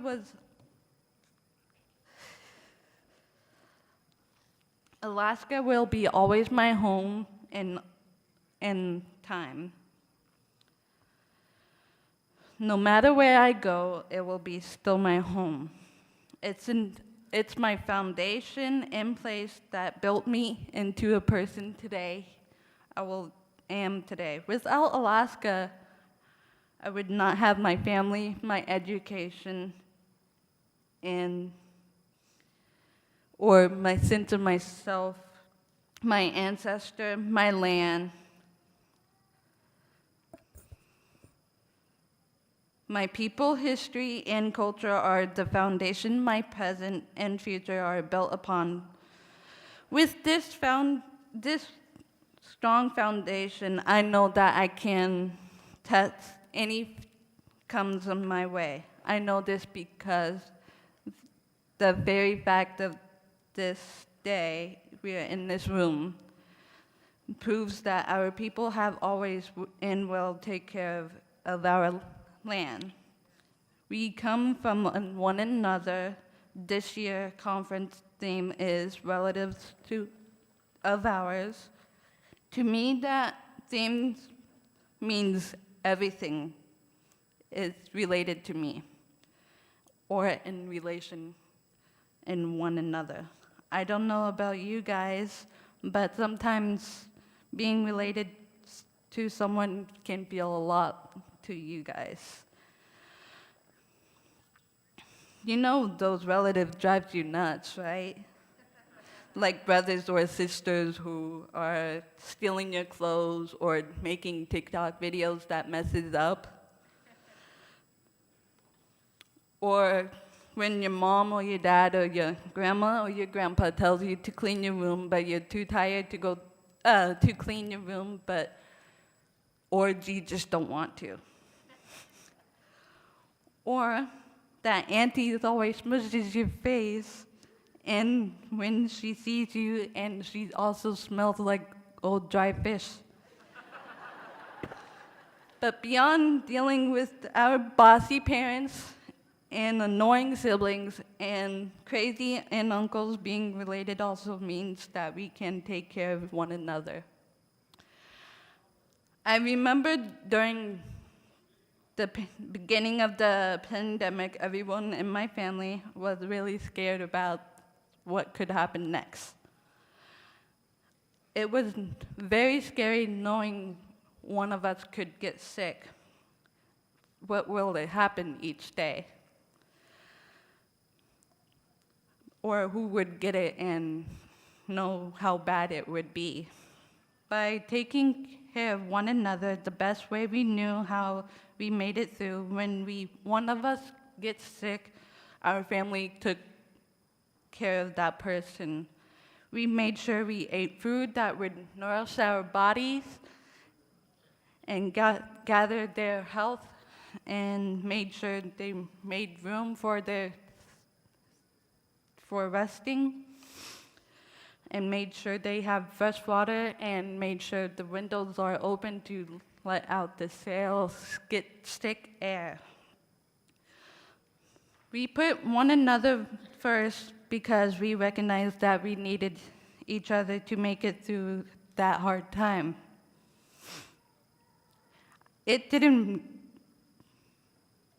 But our ancestors knew that we needed each other to make it through our day-to-day lives. It didn't take things like global pandemic to see that we recognized we're all connected together. My ancestors traveled miles and miles by canoe using under the glacier, through rain and snow and fog. They used to use canoe to create trade routes to make sure they go to summer homes to winter homes, following the salmon runs. You can't paddle a canoe very far by yourself. You might make it into the water, but to turn and steer to make sure you're going to the right direction, you need a group of people for that. A group of people who are dedicated to the same goal and same destination. When one of us gets tired, the other paddle for them to pick up each other's slack. Recognizing that we all need to rest to make sure we know that we are tired, we pick up each other's slack. We hold each other up and take care of each other, and we make the same goal. But the same thing is true when we look beyond ourselves, our connection in relation to other human, we connected to the land and waters as well. Salmon is one of my favorite foods. I love it, my mom loves it. My whole entire family loves it. I've eaten it my whole life, and I look forward to get jars of fish when I go home whenever I can. My family has eaten as long as I can remember, even thousands of years before me. My ancestors ate the salmon from the same very river that feeds us today. But we aren't the only ones who ate fish those rivers since the time of memorial. Bears have found their food source at the same very place. We rely on the salmon run every bit much as we do, even more. Salmon relies on us to keep their water clean so they can eat and grow and thrive. Our ancestors take care of those waters. Pollution wasn't a word back then. We knew that because we understood that water is healthy for them. We made sure that we have healthy lives as them. Our world has gotten bigger since we paddled in a canoe. Like I mentioned earlier, now we have TikTok and schools and all kinds of daily kinds of distractions to take away from each other, our tradition and the land. But with the relationship comes responsibility. Just like when my family relied on one another during the COVID pandemic. When our land and waters and communities are sick, it's up to us who are healthy to step in and take care for them, to stand in the gap between wellness and ours. Bears eat the same salmon as us, but they don't have the voice in them what happened to them. That is our privilege to be a human. That is our responsibility as relatives. We have resources that some of our relatives may not. A lot of the people in this room are hearing. I'm not. I'm hardly hearing, so you guys are hearing sometimes, so. And a lot of people are elders, some of us are not. We are used to. Some people speak in their ancestral languages, but some of us don't. We are still learning. Some people have access of running waters, and some people don't have running waters. Some people don't. And some people who took their first plane rides here, some took their hundreds. Our differences, our diversity, our walk of life and of ways of being aren't meant to disconnect us. They're meant to make us stronger together. In my tribe, we have weavers that take things like copper, mountain goat wool, and cedar. We weave them together into a beautiful blankets that tells us our stories. I believe when we take different threads of people, our abilities and disabilities, and braid them together and make them into a beautiful story. But just like our canoe, we can't do it alone. I want to teach you all a sign language mean to try it together means together. In Kalinket, we say wushi'in, which it means working together. I hope as relatives in this world, we learn to do wushi'in.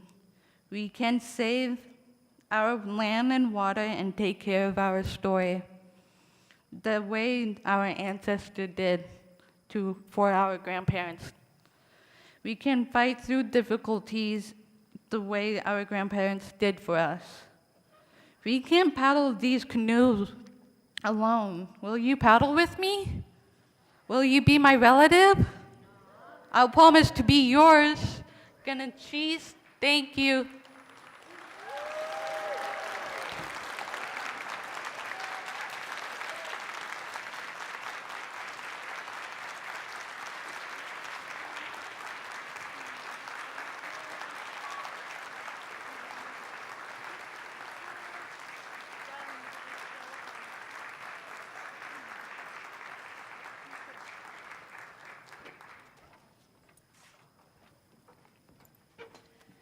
Cheers, Christiana, for doing a beautiful job.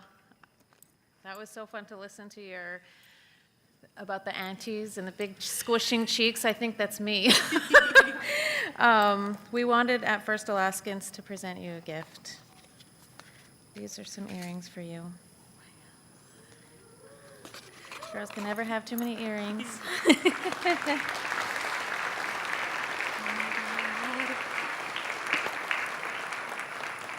And this bracelet. Put on your hand.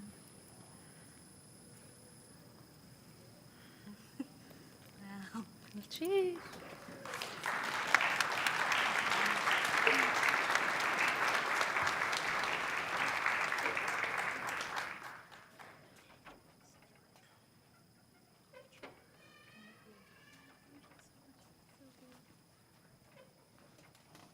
Up next, we're going to be inviting Ayu to the stage and Mulagdak.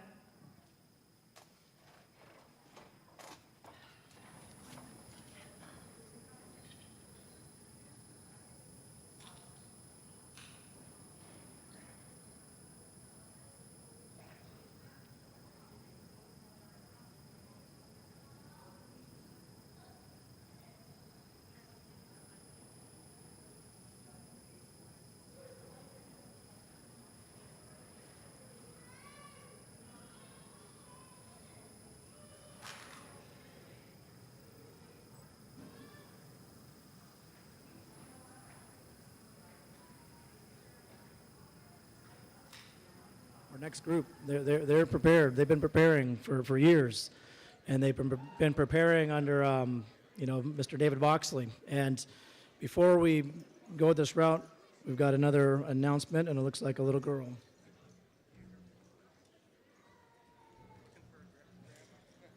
So this little girl here looks like she's about 4 maybe, but she's looking for her grandma. So if somebody can cast their eyes and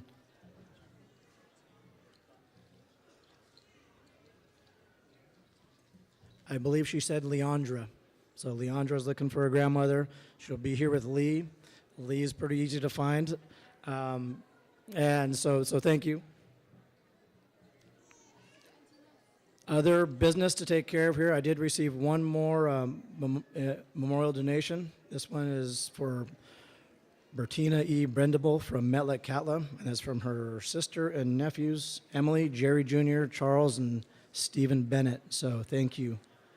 And thank everybody else for all the donations in memory. This is the last show. If I don't make it up here by the end of the night, I want to make sure everybody gets the message to get home safely, be nice to each other. And I know this last one is one that